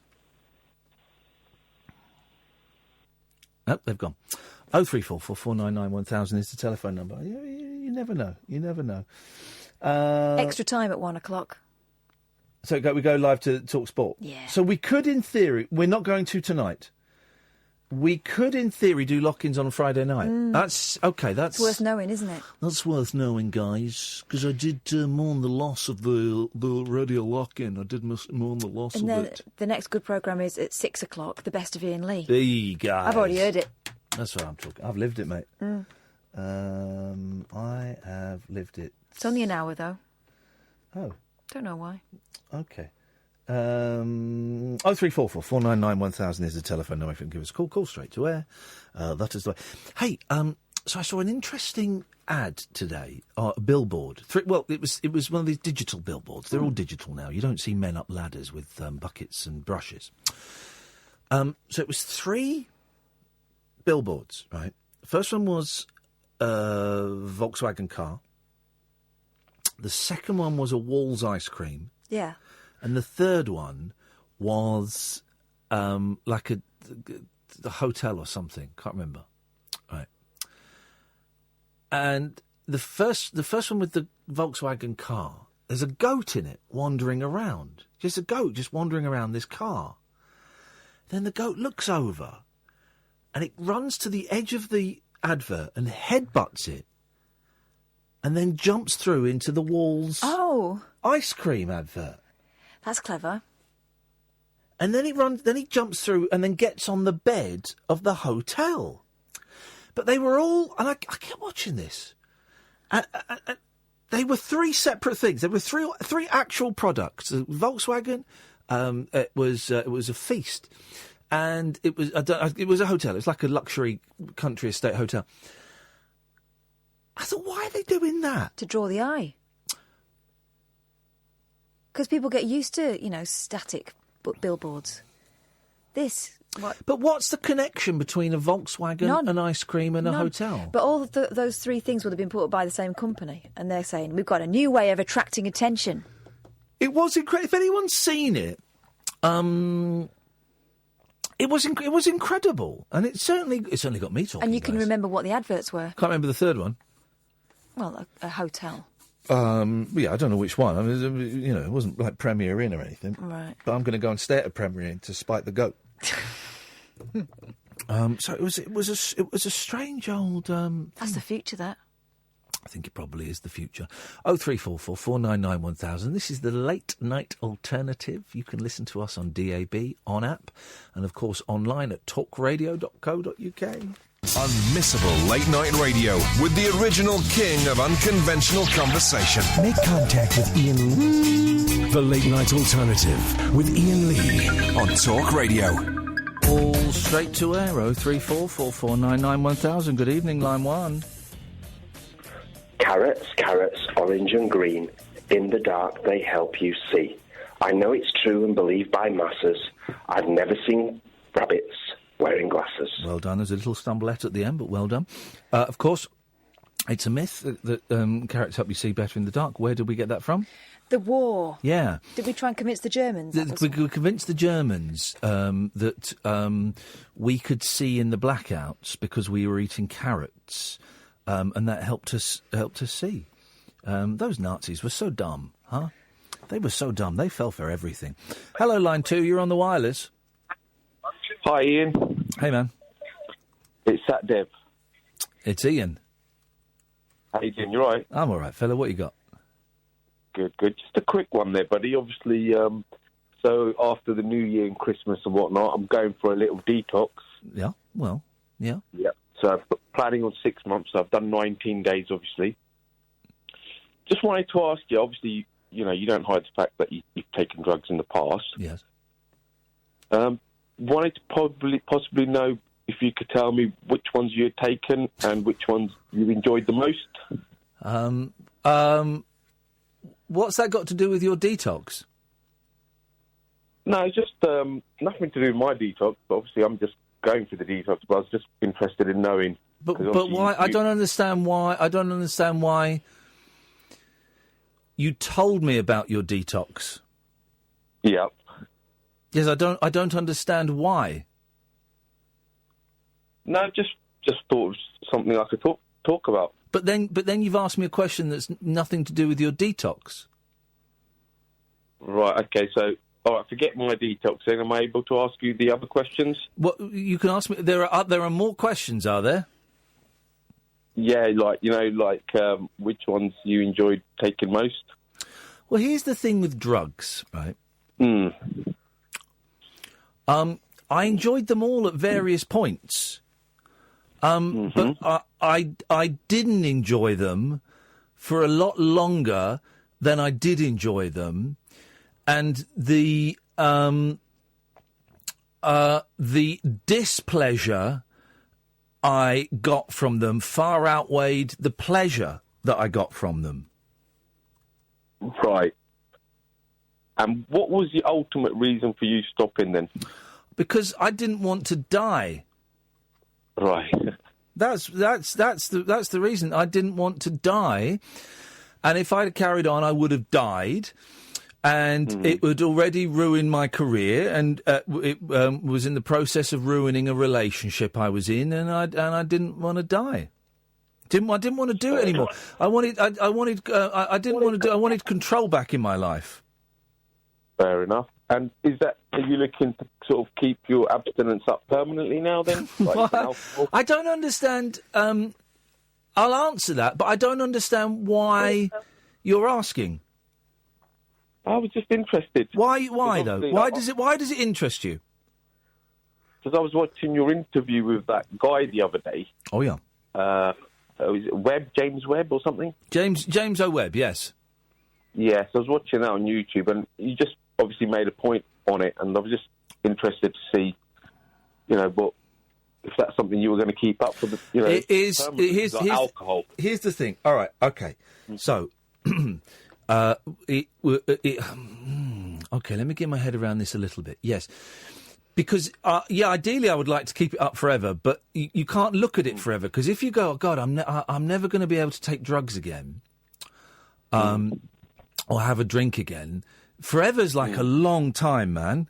So your head starts wobbling, you go, oh, I can never take drugs again. I might as well just take some drugs now, because I can't. So you have to, there's a phrase, keep it in the day. So you just say, right, you get up, you go, right, I am not going to have a drink or take drugs today. And then tomorrow, when tomorrow comes, I'll have a little, we can chat about tomorrow. But for today, I'm not going to do it. Lovely. Well, that was it, Ian. Then I just want to say, well done for the show. You're doing a good job, mate, and keep it up. Thank you, Sat Dev. There we go. I don't think those questions were asked with any malice. No. I did, up until very recently, have 13 years clean and sober. Then I had a little wobble. So now I'm about 13 days. But these things happen. Yeah, no, thank you, Sat Dev. You give me a lot to think about. Let's go to line one. One, you're on the wireless. Hello. Okay. Yep. Thank you. Bye-bye. Aren't there delightful fruitcakes out at this time of the night? Line 3, you're on the wireless. Hello there, Ian. Hello, line 3. It's Michael from Belfast. Oh, I thought you were from Scotland. No, we got similar accents there, so we have there, Ian. But I want to debate with you about something. Yeah, where you go, man? I totally disagree with the fact that you ate a pig vagina on national TV. Well, no, I did. That's absolutely disgusting. It happened. You can't disagree with it. I did it. Have you got no morality? Are you a vegetarian? No, I'm not a vegetarian. I'm just a decent human being there, Ian, so I am. Right, okay, so you will eat... Listen, here's the thing. If you were a decent human being, then when you allow an animal to be killed for your plate, you would make the most use out of every part of that animal. If it would be indecent to leave any of that animal untouched by your... Degrading. Yeah, no, it would be. It's degrading to the animal to just bury its vagina. You might as well eat everything. Otherwise, the animal has died in vain. What did it taste like? So there. Right. Imagine a pig's vagina. Oh, I've had a few of them, so I have. Oh, dear God. Right, well, there we go. Come on now. Maybe not. Yeah. Line 3, you're on the wireless. Hello there. Hello, line 3. Hi, it's Andre. I know. Yeah, I've got a bit of a tune coming on for you. Oh, it's coming on, is it? Is that okay? Oh, sure, why not? Well, hold on, here we go. Bit of volume on the sounds. Bit of volume on the sounds. You're too hot. Right, ready? You have never been in love until you've seen the stars reflect in the reservoirs. And you have never been in love until you've seen the dawn rise behind the home for the blind. We are the pretty petty thieves. And you're standing on our street where Hector was the first of the gang with a gun in his hand, and the first to do time, the first of the gang to die. Oh my. Hector was the first of the gang with a gun in his hand, and the first to do time, the first of the gang to die. Oh my. You have never been in love until you've seen the sunlight thrown over smashed human bones. We are the pretty petty thieves. and you're standing on our street where Hector was the first of the gang with a gun in his hand, and the first of the gang to die. Such a silly boy. Hector was the first of the gang with a gun in his hand and a bullet in his gullet, and the first lost lad under the stars.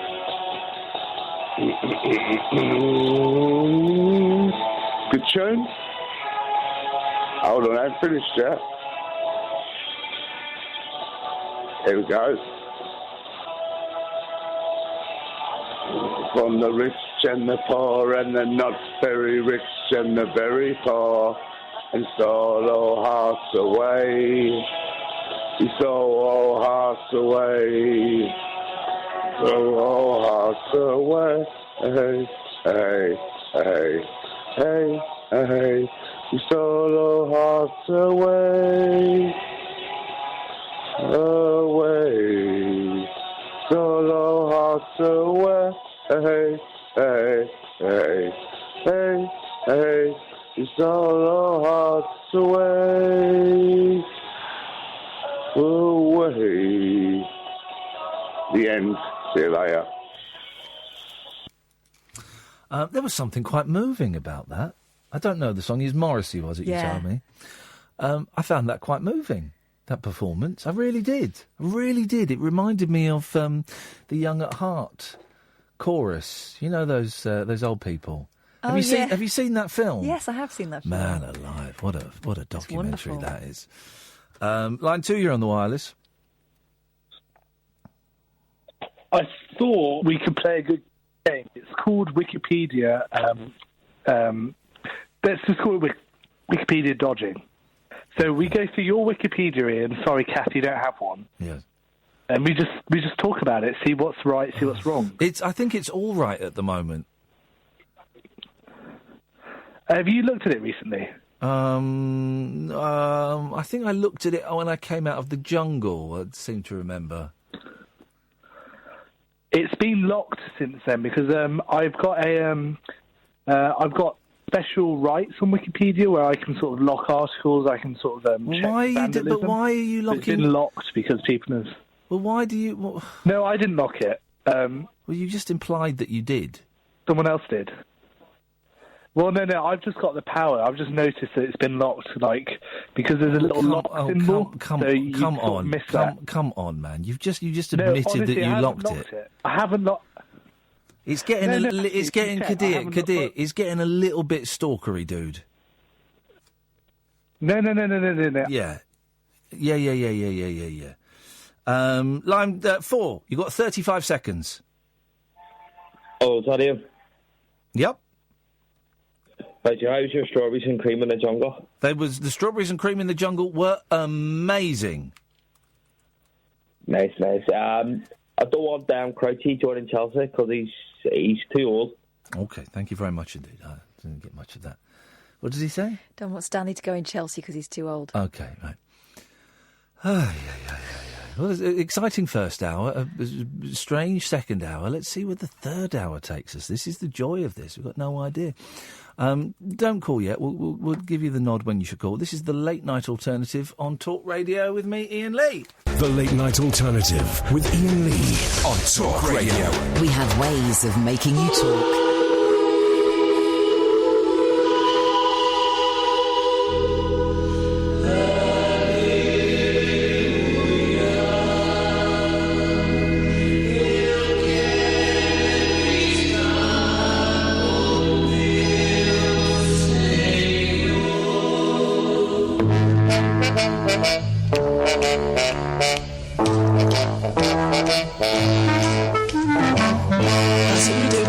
Que o corpo do homem pobre é sua alma cansada, por nada se afunda no chão.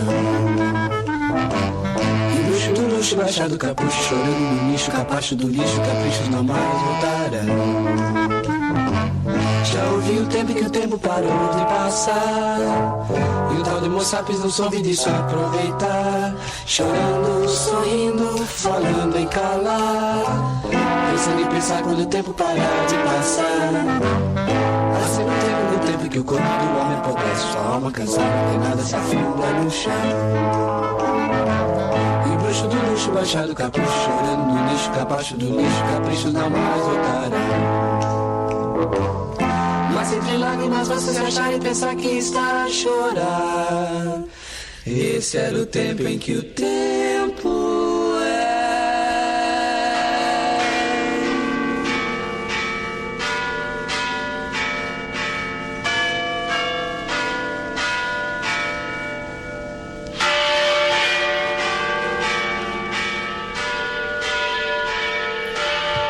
Let's be honest. What other radio station in the world is going to be playing Os Mutantis at this time of the night? I just don't think anywhere will be playing Os Mutantis, apart from Talk Radio. Good evening, this is the Late Night Alternative. We're here every Monday to Friday, 10 o'clock at night until 1 o'clock in the morning. We've just discovered we can do lock-ins on a Friday night. Not tonight, but soon, my child, soon. I'm Iain Lee, Katherine Boyle is here. What? We are taking calls straight to air. 03444991000. Don't swear, don't be libelous. Let's go to line 1. One, you're on the wireless. Hello there, Iain. It's Oliver here. Hello, Oliver. Hello. I'm a bit late to the party, but a couple of days ago you were talking about unnecessary covers of songs. Yes. And by the way, listen. If we mention a phone-in subject 5 years ago, and you listen to it on a podcast, you can still phone in and talk about it. It's all there. Once we say them, they're out there, and they are all valid topics. So yeah, go on. Great. Okay. So I'm quite a big fan of the band Depeche Mode. Okay. Yes. Yeah, and I believe it was the Sugar Babes that did a rather. It was an okay cover, but it was just they did a cover for "Just Can't Get Enough." That's a great and song. It wasn't very good. I just can't get enough. I just can't get enough. I just can't get enough. I've forgotten about that song. I forgot that. It's a good song. Yeah, it is a good one. I forgot that the Depeche Mode at one point in their career were quite up and bouncy, weren't I remember they? them doing that. I just can't get enough. Oh, yeah. I just can't get enough. That's a great song. But here's the thing: you've negated it, Oliver, because you've said the Sugar Babes version was okay. Well, you've negated it. Yes, but what I was going to say was I don't like that Depeche Mode don't get the credit for the song anymore. Basically, a couple of years ago, I was at college, and a lot of I had to start college late, so a lot of people there were a couple of years younger than me. Yes. So I was listening to Depeche Mode, and they could hear it through my headphones, and they were like, "Oh, is that the Sugar Babes?" And that's what annoys me. It's not the fact that they actually covered it. You are what I would like to call, Oliver, and I don't mean this as an insult, so please don't take it that way. You are a musical snob. You I used to be. I have moments of snobbery. However much I pretend, I have moments of snobbery. Of course I do. We all do. We all have our band, and we all want people to like our band, and we don't get why other people don't like our band. But I used to be like a proper 80s music snob, kiss ass, hey, modern music is rubbish, you should all listen to 80s music. Dude, I was there in the 80s, and the 80s the 80s sucked, and I was the one saying 80s music sucks, you should all be listening to 60s music. Yeah, well, I was like that, and then I got into Bastille, so what? I'm a bit of a hypocrite now, really. Who? Bastille, they're quite cool, actually. Bastille. Bastille? I don't know Bastille. They're very good. Their most popular song is Pompeii. But they're kind of electro, aren't they? So it that one. Hey, let's blow Oliver's mind. If I know Oliver well, and I don't, but let's just test. Let's see how much of a musical snob he is. Hey, Oliver, guess who me and Kath got into a lift with about 2 months ago? I don't know. Gary Newman. Ah. I was expecting more. You recognise the name, and that's it. Oh. Cut him off. 80s music fan. Electro music fan. Gary Newman invented electro music. All right, talk about craft work if you want, guys. Let's not get pedantic about this. But Gary Newman invented it. There would be no Depeche Mode if Gary Newman hadn't strapped one on. I'm talking about a keytar, of course. I don't think he ever played the keytar. And sang about his friends being electric whilst driving around in cars. Those are two of his songs. How do you weave these things together? Line 3, you're on the wireless. Hello, Ian. Hello, line 3. Yes, I'd just like to talk. Who would you vote for in a general election? Who would I what? Vote for. You've done this before, haven't you? No, I haven't. You phoned in with this before? No, I haven't. Yes, you have. No, if I did, I would be asking it to you. You have phoned in asking me who I would vote for in the next election before. No, I have. Yes, I you have. have. Ian, I have Yes, not. you have. Yes, you have. I You have have. You not. ha- Yes, you have. And you asked a very similar question to Rufus. Yeah, to Rufus, but not to Ian, though. Have you got another question that's interesting? Interesting. Well, just that and talk about that, really. What did you vote for in the EU referendum? Oh, God.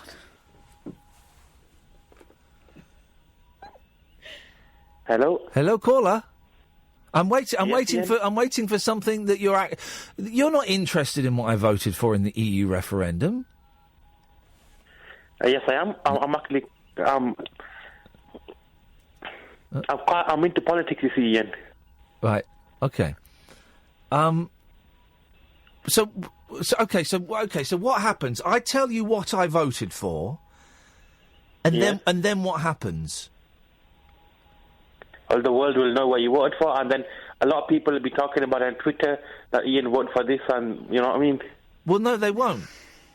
I guarantee that most people who listen to this show know which way I voted, right? But I guarantee, if I say which way I voted, no one will talk about it on Twitter. No one.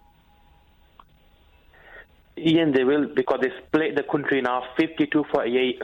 Right, okay. Well, but no one will be talking about it on Twitter.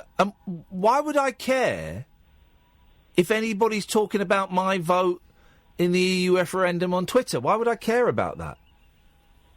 All publicity is good publicity. But, well, what it will do is it will alienate half of the audience. No, it won't. It's just like, look at Nigel Farage.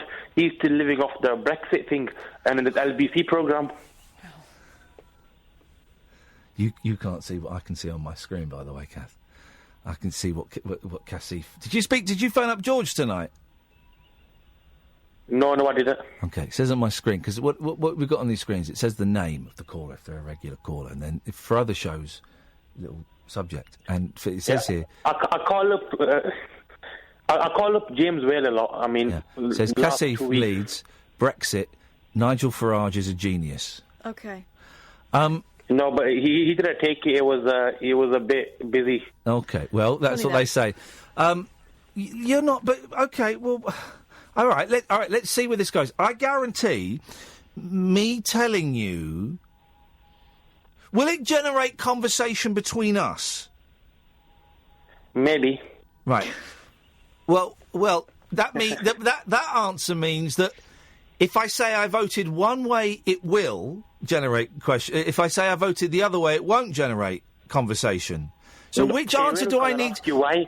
You're going to ask me why. That's going to be the conversation. Okay. That's what is your why? What is your why?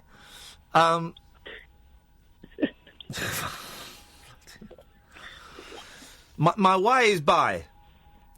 Line 3, you're on the wireless. Hello? Hello? Hello? Hello? Hello, my name's Harold. Hello, Harold. I'm from Watford. You have to bear with me. I am 97 years of age. Okay, of age. I want to make a complaint about a man who calls you. Okay, yes. He's called Barry. Yes. He's harassing my wife. He's doing what? He's harassing my wife. Well, I can only sympathise. Line 4, you're on the wireless. Hi, and it's Nelson from the Norfolk. Hey, man, how you doing? Every single time. Right, who is... He's hung up. Every flipping time we get that bloke. You try and call... Oh, bollocks. Uncut after-hours conversation for the up-all-night generation. The Late Night Alternative with Iain Lee on Talk Radio. We'll get you talking. 0344 499 1000. Call straight to air. Let's go to line 6. 6, you're on the wireless.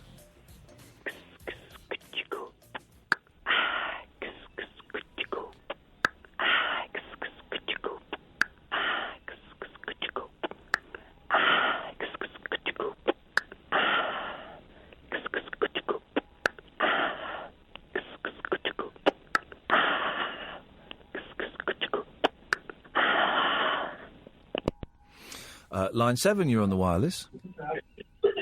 Hello? Hello, you're on the air. Oh, sorry, because we had lag on the TV. We just spent the past 15 minutes waiting for a decent conversation with yourself. Is it the Egyptians, the drunk Egyptians again? Hey! Don't say drunk. Let's say tipsy and getting there. Oh, come on, dude. This is 45 minutes later. You were hammered 45 minutes ago. You must be off your nut now. I'll have you know, many good times later. What? We're still fine. There we go, you see. Listen, you are shouting. You can barely string a sentence together, let alone a thought. No. So let's have a good conversation between friends. Go on, then. First of all, what are you drinking? I'm drinking Red Bush tea. I've never had it. It's decaffeinated tea. It's naturally decaffeinated and it's delicious. I love it. I go between black tea and black as night coffee. Yeah, well, I drink too much coffee, so I try to not drink coffee, but I have one from time to time. But I don't want a coffee now because I've got a little bit of a dicky tummy. So I'm having Red Bush tea, which is very nice. I feel you. How English of you. So Ian, Yes. that is your name, right? Hello, yes. Hello, caller. I'm Michael, and you have Terry and Ahmed with you. We're the three musketeers. Come on, dude. His name's not really Ahmed, is it? It is. Ahmed, you've just... Come on, that's the most obvious... You've made that name up. He's not really called Ahmed. I mean, I think if you were to open my window right now and just scream the name Ahmed, probably 8 men would. Well, this is the thing, you know. It's like you got Terry and Michael and Ahmed. Come on. It's actually Teddy. We're so worldly. My name's Mustafa. It's Mustafa and Ahmed and Michael, and Michael's the Christian. There we go. Well, that's glad. Well, we're glad we've got faith. We've brought faith into And it. we're the Muslim atheists. Okay. Muslim atheists, precisely. We don't believe in shit. Now you have a room full of Arabs screaming at you. Okay, this is to some people this could be triggering. I should warn you now. For others, it could be a sexual fantasy. I just don't know how people work these days. Might be a sarcophagus. I'm sure. Anyway, so my question to you. Yeah, we got. You don't need to spell the joke out. The Egyptians are back doing the sarcophagi gag. Wow! But they're spelling it out for the hard of thinking. We love the sarcophagus. Can we get it? Please, you don't have to spell it out. It wasn't that subtle in the first place. For goodness sakes, Michael. You were about to ask me an intelligent question. A decent question. They're so much more hammered than they were 50 minutes ago, but they won't admit it. One of your favorite films would be. One of my favourite films would be Dog Day Afternoon, starring Al Pacino. Have you seen it? Yes. I personally haven't seen it, but Ahmed in the room. I have. Yeah, I'm not a big Al Pacino fan. I just think he's yelling all the time. Yeah, he does. Kath can do an Al Pacino impression. Hoo-ha! So he does do a lot of yelling. You're right. Well, Michael, what's one of your... Hey, what's the Egyptian movie scene like? Is that do they make many movies over there? They're like the Hollywood of the Middle East. Ahmed works in the film industry in Egypt. Well, what do you do? I produce and direct and write. Shut up, man. You're just making this stuff up now. There's no one there called Ahmed. There's no one there that produces and directs and writes movies. There are. It's three guys drinking whiskey. Produce and write and direct movies. Way too many. Well, name a movie that you have written and directed and acted in, or whatever it was you do. Limbus. Limbus. Which is Latin for limbo. He does TV shows. Oh, actually, yes. I think that you might find this interesting. We made a belly dancing show, which was a kind of an American Idol for belly dancing. Is it on YouTube? It got so much ruckus that the Dar al-Ifta, which is kind of like the Vatican of Islam, released a statement calling us all heretics, which I thought was quite funny just for a television show. And we were asked to bring the show to a halt and stop airing it. So we had to stop for 3 weeks, and we had 14 lawsuits, and it was a whole ordeal. Hey! I found it on YouTube. Hang on a minute. Hang on a minute. Here we go. Is this a bit of your show? Hang on.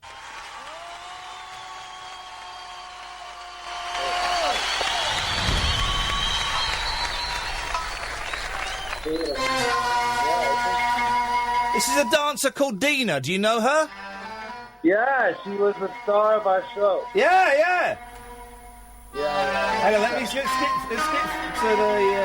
Oh, this is the dance she did for the finals. Okay. It's a real show, guys. Legit. The dances go on for about 8 minutes. Hang on. I want to see the judges, but... The dance goes on for 8 minutes. Wowzers. It is. She's a powerful woman.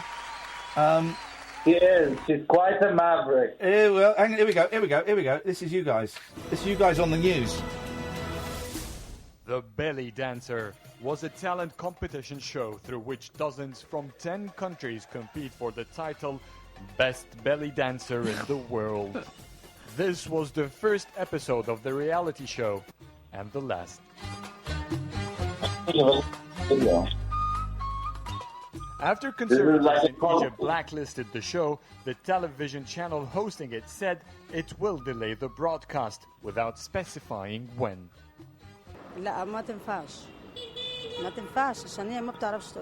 They were not dancing, it was more of sexual seduction.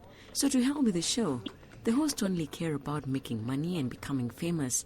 You only care about making money and becoming famous, correct?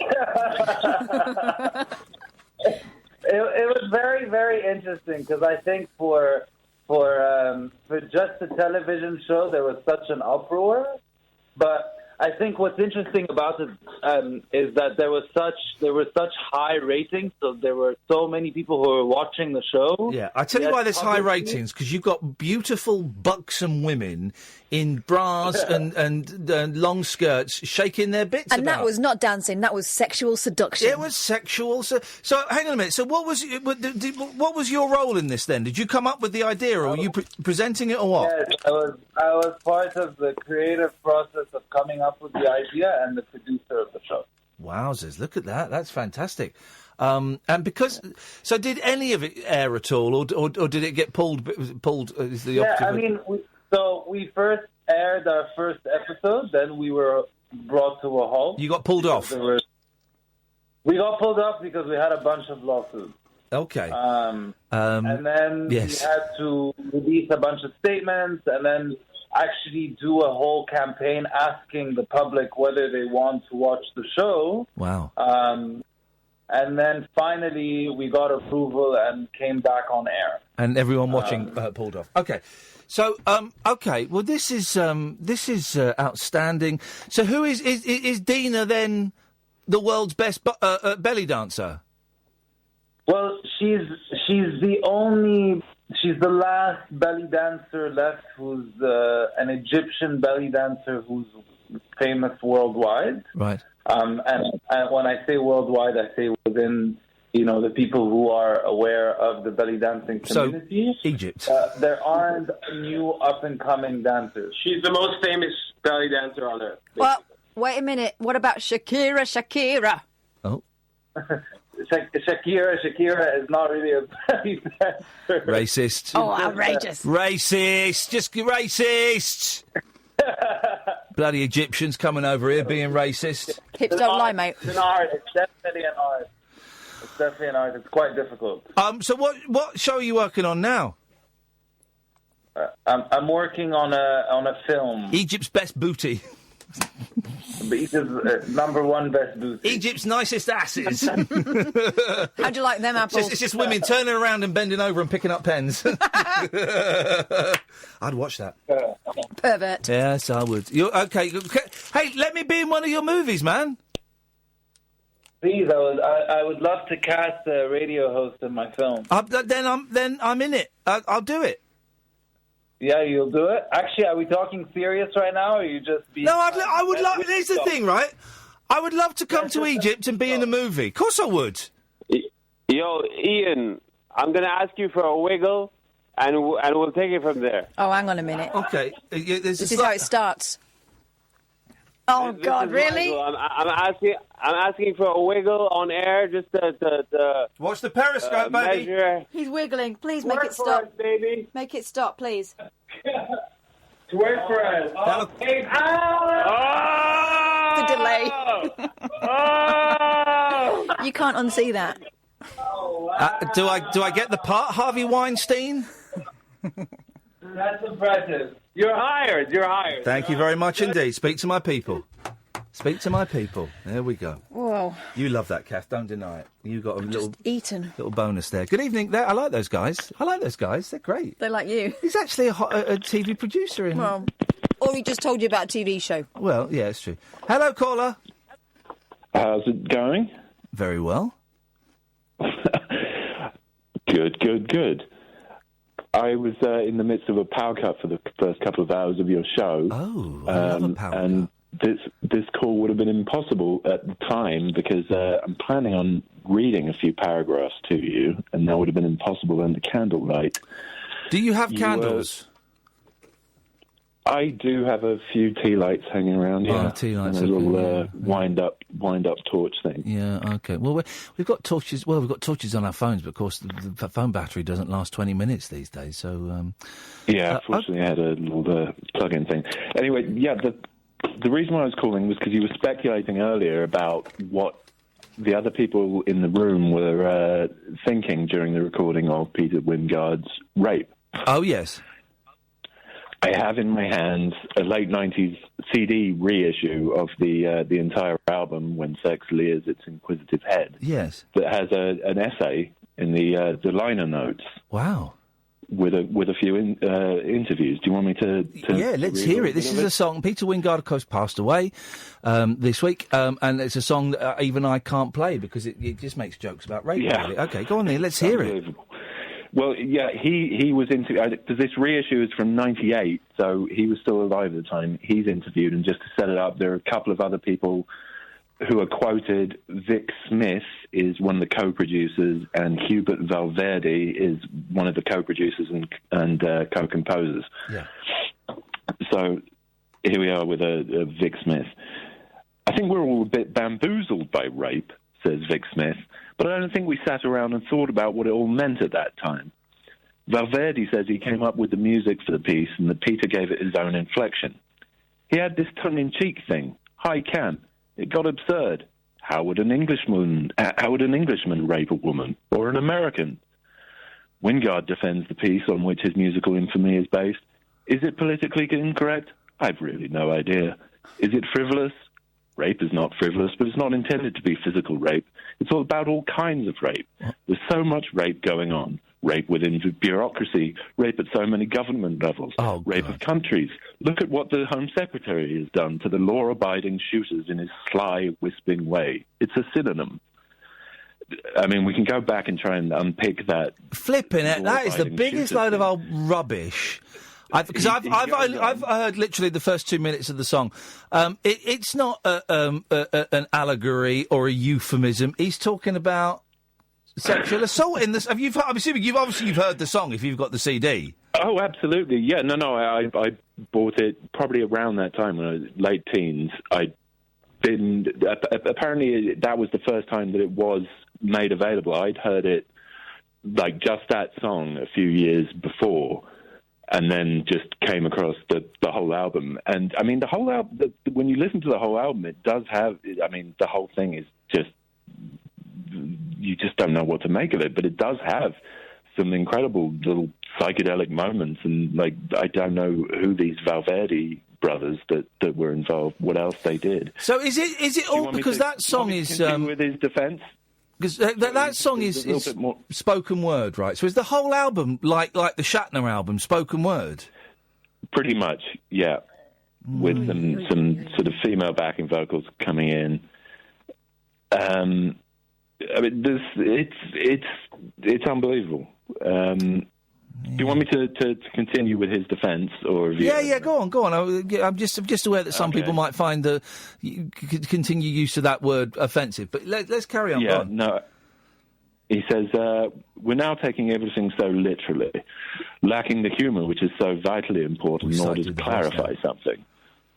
The reason, well, do you want me to try? No, do the voice. Go on, yeah, why not?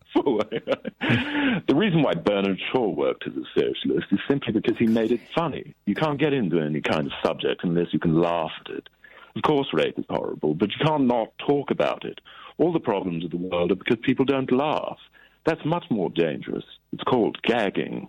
I love it to be heard all over the place. It's totally fun, you know. Even attempting to explain it, it totally defeats its purpose.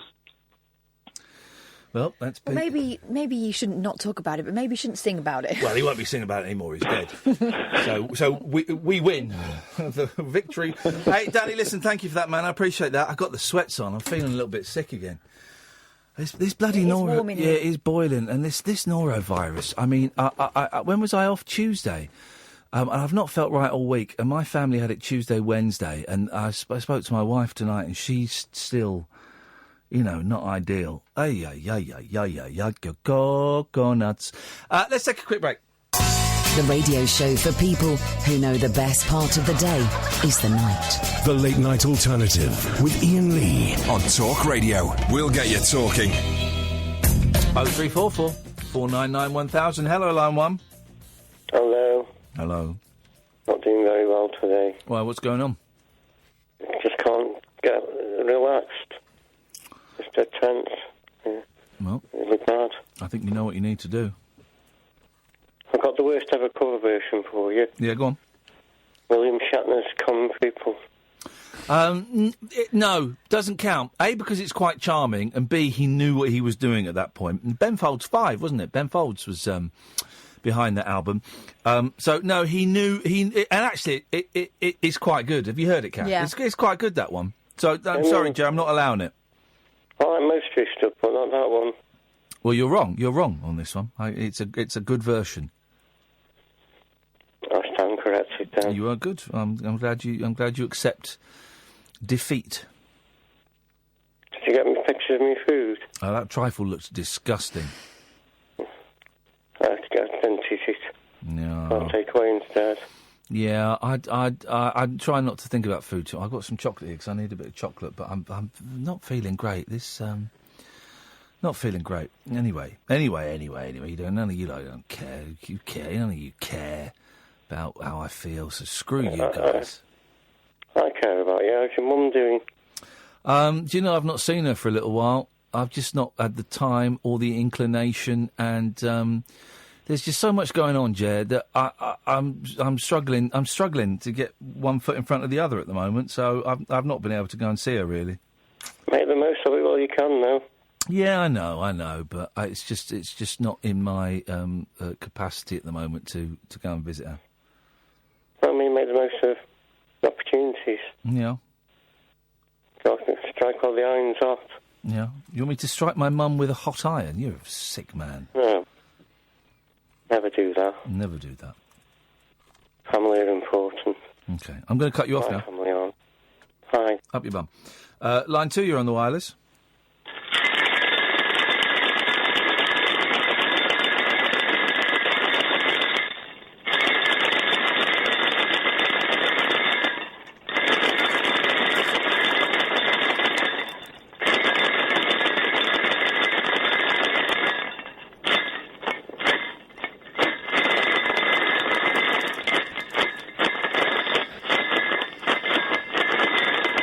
Thank you. Line 3, you're on the wireless. You have enemies. Good. That means you've stood up for something sometime in your life. Or it just might mean that there are mean people around you that don't like you. Or you're a dick. Yeah. Thanks very much. Thanks for your Purple Ronnie philosophy. Line 9, you're on the wireless. Hello, Ian. Hello, line 9. How are you today?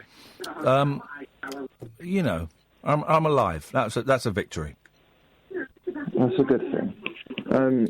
My name is Ben. I'm calling up. I'd like to give a shout out to my friend Jake. Okay. Who I believe he's called you in the past on his way to Oktoberfest. Oh, yep. Boozy Jake, yep. Boozy Jake, yeah, that's it.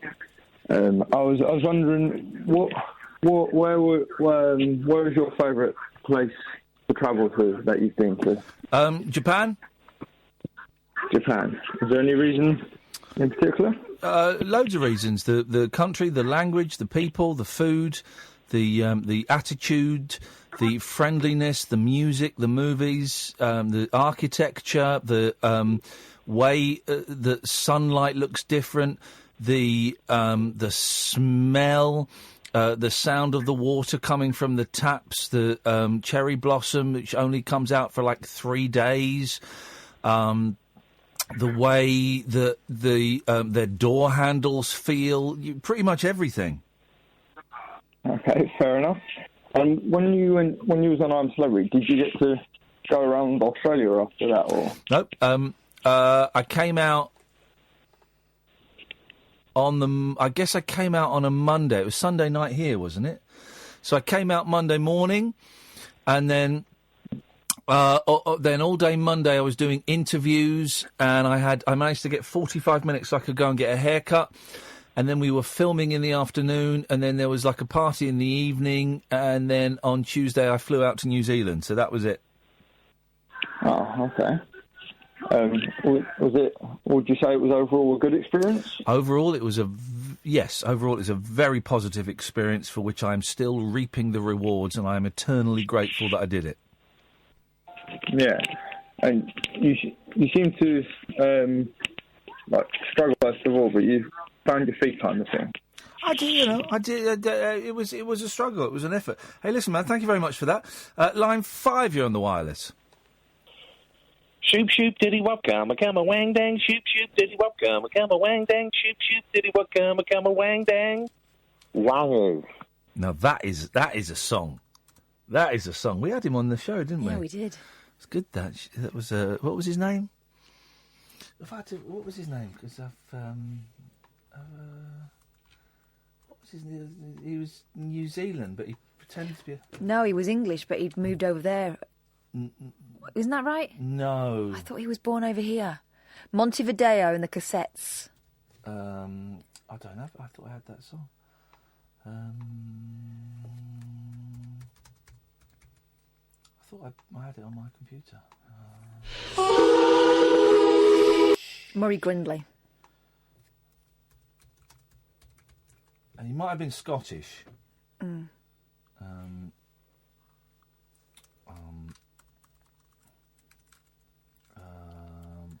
Why haven't I got the song? Montevideo. What was the song called? It's called Shoop Shoop Diddy, and it's Montevideo and the Cassettes. Murray Grindley. I haven't got it. Oh well, the listener will be denied that oral treat. Yes, line 1. You're a really good guy, Ian. You are. People just have a laugh on the straight circles, but you are a really, really good guy. Okay, I think people do care about you. Okay. Thank you. I just want you to know that. Thank you very much. I mean, Ian, you are a good guy. Okay, thank you. Seem a great father. Okay. I just want you to know that was all. Okay. You can cut me off now. No, I'm not going to cut you off. Well, you are, Ian. Okie dokie. People are strange, aren't they?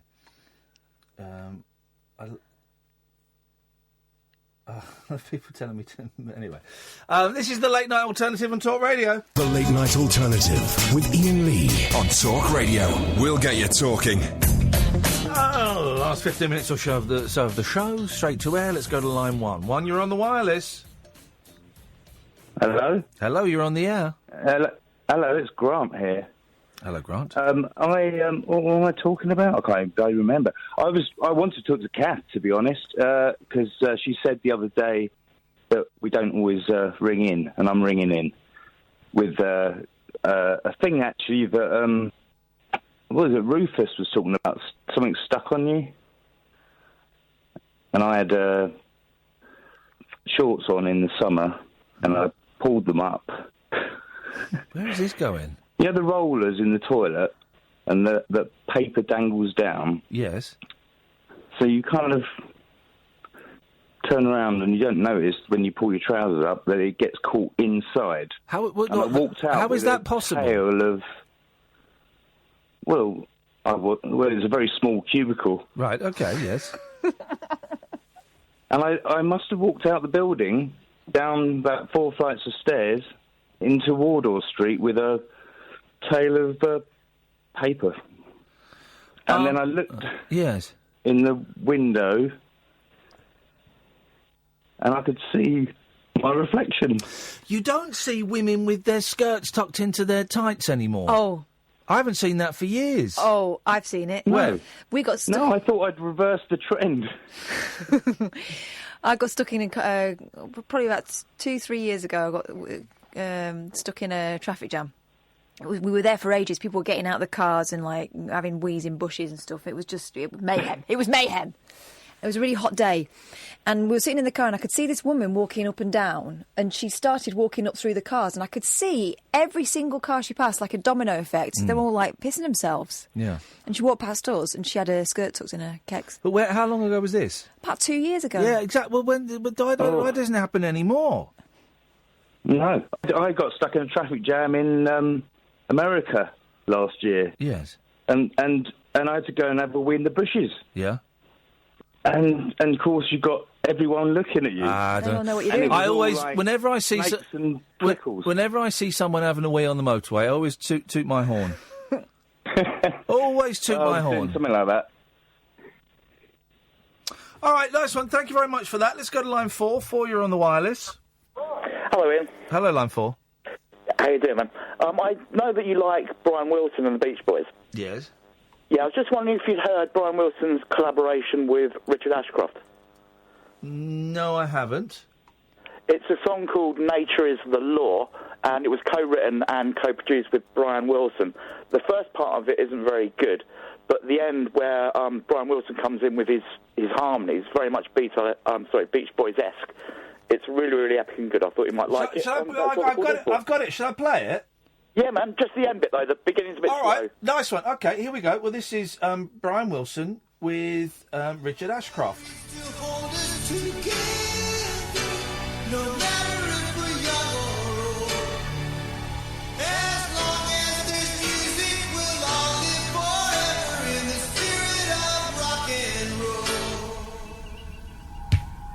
Once it's in your blood, you won't be the same no more.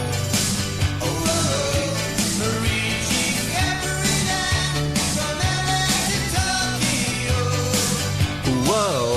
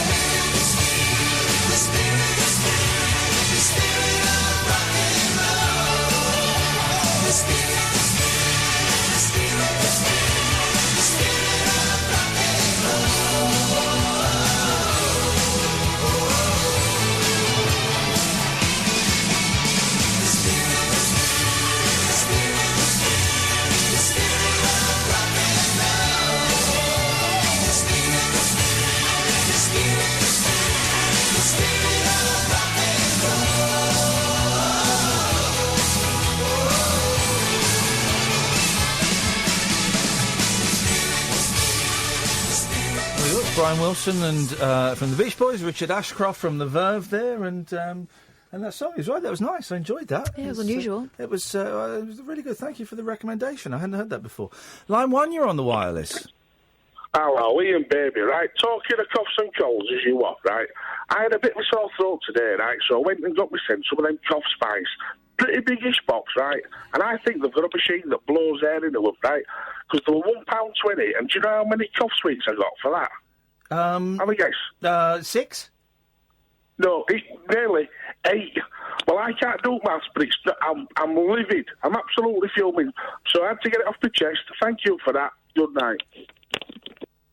I've got no idea what's going on, if I'm completely honest. I think too many cough sweets there. I have absolutely no idea. Where was I?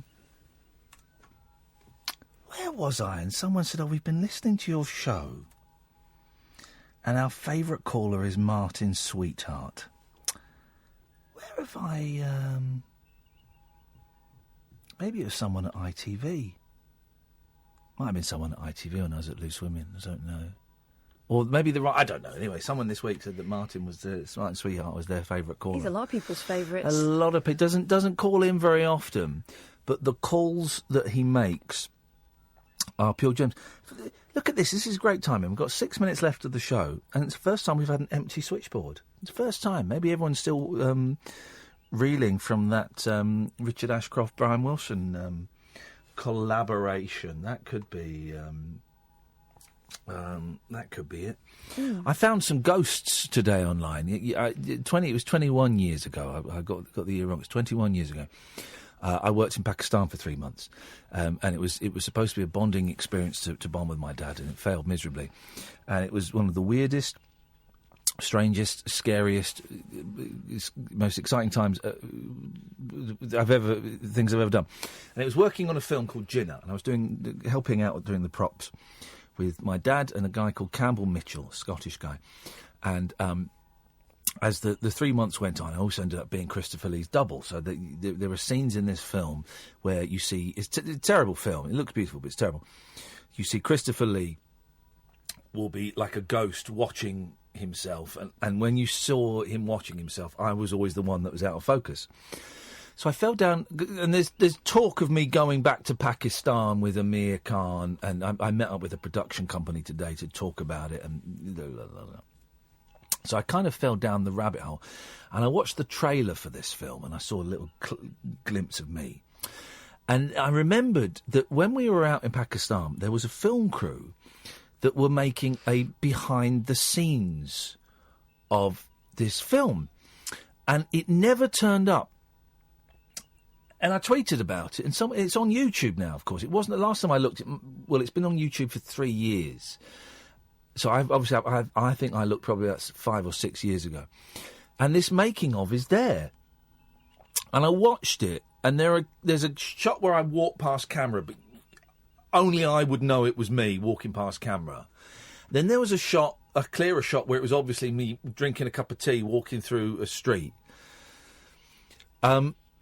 And then there's a brilliant shot of some people being shown the set or being escorted off the set after having seen it. And it's me stood there. And it's 23-year-old me stood there next to Grant, the Sparky, who all the Pakistani men would go, Grant, Grant, Grant, like that instead of saying Grant. And it's me wearing a Lou Ferrigno T-shirt, which I remember I loved that T-shirt, and Christopher Lee saw me wearing that, and he stopped and said, Lou Ferrigno, a good friend of mine.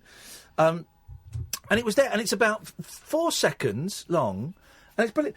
And I must admit, and then I found out who made it, and I've messaged the company that made it, and I said, are you the people that made that behind-the-scenes thing? Have you got the raw footage? And he replied saying, yeah, I made it. I do have the raw footage of the documentary. And then I sent him a few more messages saying I'd love to, explaining who I was and what I was. I'd love to get my hands on it. And he's not replied. But there's a chance I might see me being interviewed in Pakistan at the age of 23. Certainly there'll be more footage of me wandering around on set, not really knowing what I was doing. Honestly, it was amazing to see this. And then this guy Campbell, who I work with, was in this documentary a bit. a few times, and he mentioned my dad and stuff. My dad was too canny to be caught on camera. And then I just Googled Campbell's name, and I found a phone number for him. And I looked at this phone number, and I thought, wow, I'm going to phone him up. And I phoned him up. And I spoke to him. I've not spoken to him for 20 years. 20 years. The last time I spoke to him was 20 years ago. And he phoned me up and he said, we got back from Pakistan, and he phoned me up and he said, if you want, I've got a props job for you, 500 quid a week, and you'd be like my assistant if that's what you want to do. And I remember saying, man, I really appreciate that, but I'm doing these auditions for this TV show for Channel 4, and I really want to get, I think this might be the one, and I really want, of course it was the 11 o'clock show. And I phoned him up, and I just went, is that Campbell? Yeah. This is Iain Lee. Blimey, you've not, it's been a little while. I've not spoken to him for 20 years. And he was busy, and he's got some launch of some exhibition that he's put on, and I said, well, you go and do that, and I'll give you a call over the weekend. Isn't that funny? Ghosts. Yeah. Ghosts. Are you glad you rang him, though? Yeah, really glad I rang him, actually. I mean, we may not have anything to say, you know. I don't know. He probably didn't end on good terms with my dad, as a lot of people didn't. So there may be some kind of beef there. I don't know, but it'd be nice to talk to him. Even just to point them in the direction of this film and say, do you know that this is up and this is out there? Anyway. Let's take this last call of the night. Line 1, you're on the wireless. Hello, Ian. I just thought I'd ask, was there any particular teacher who you would give grief to in secondary school? Yes, there was. There were plenty of them. Line 2, you're on the wireless.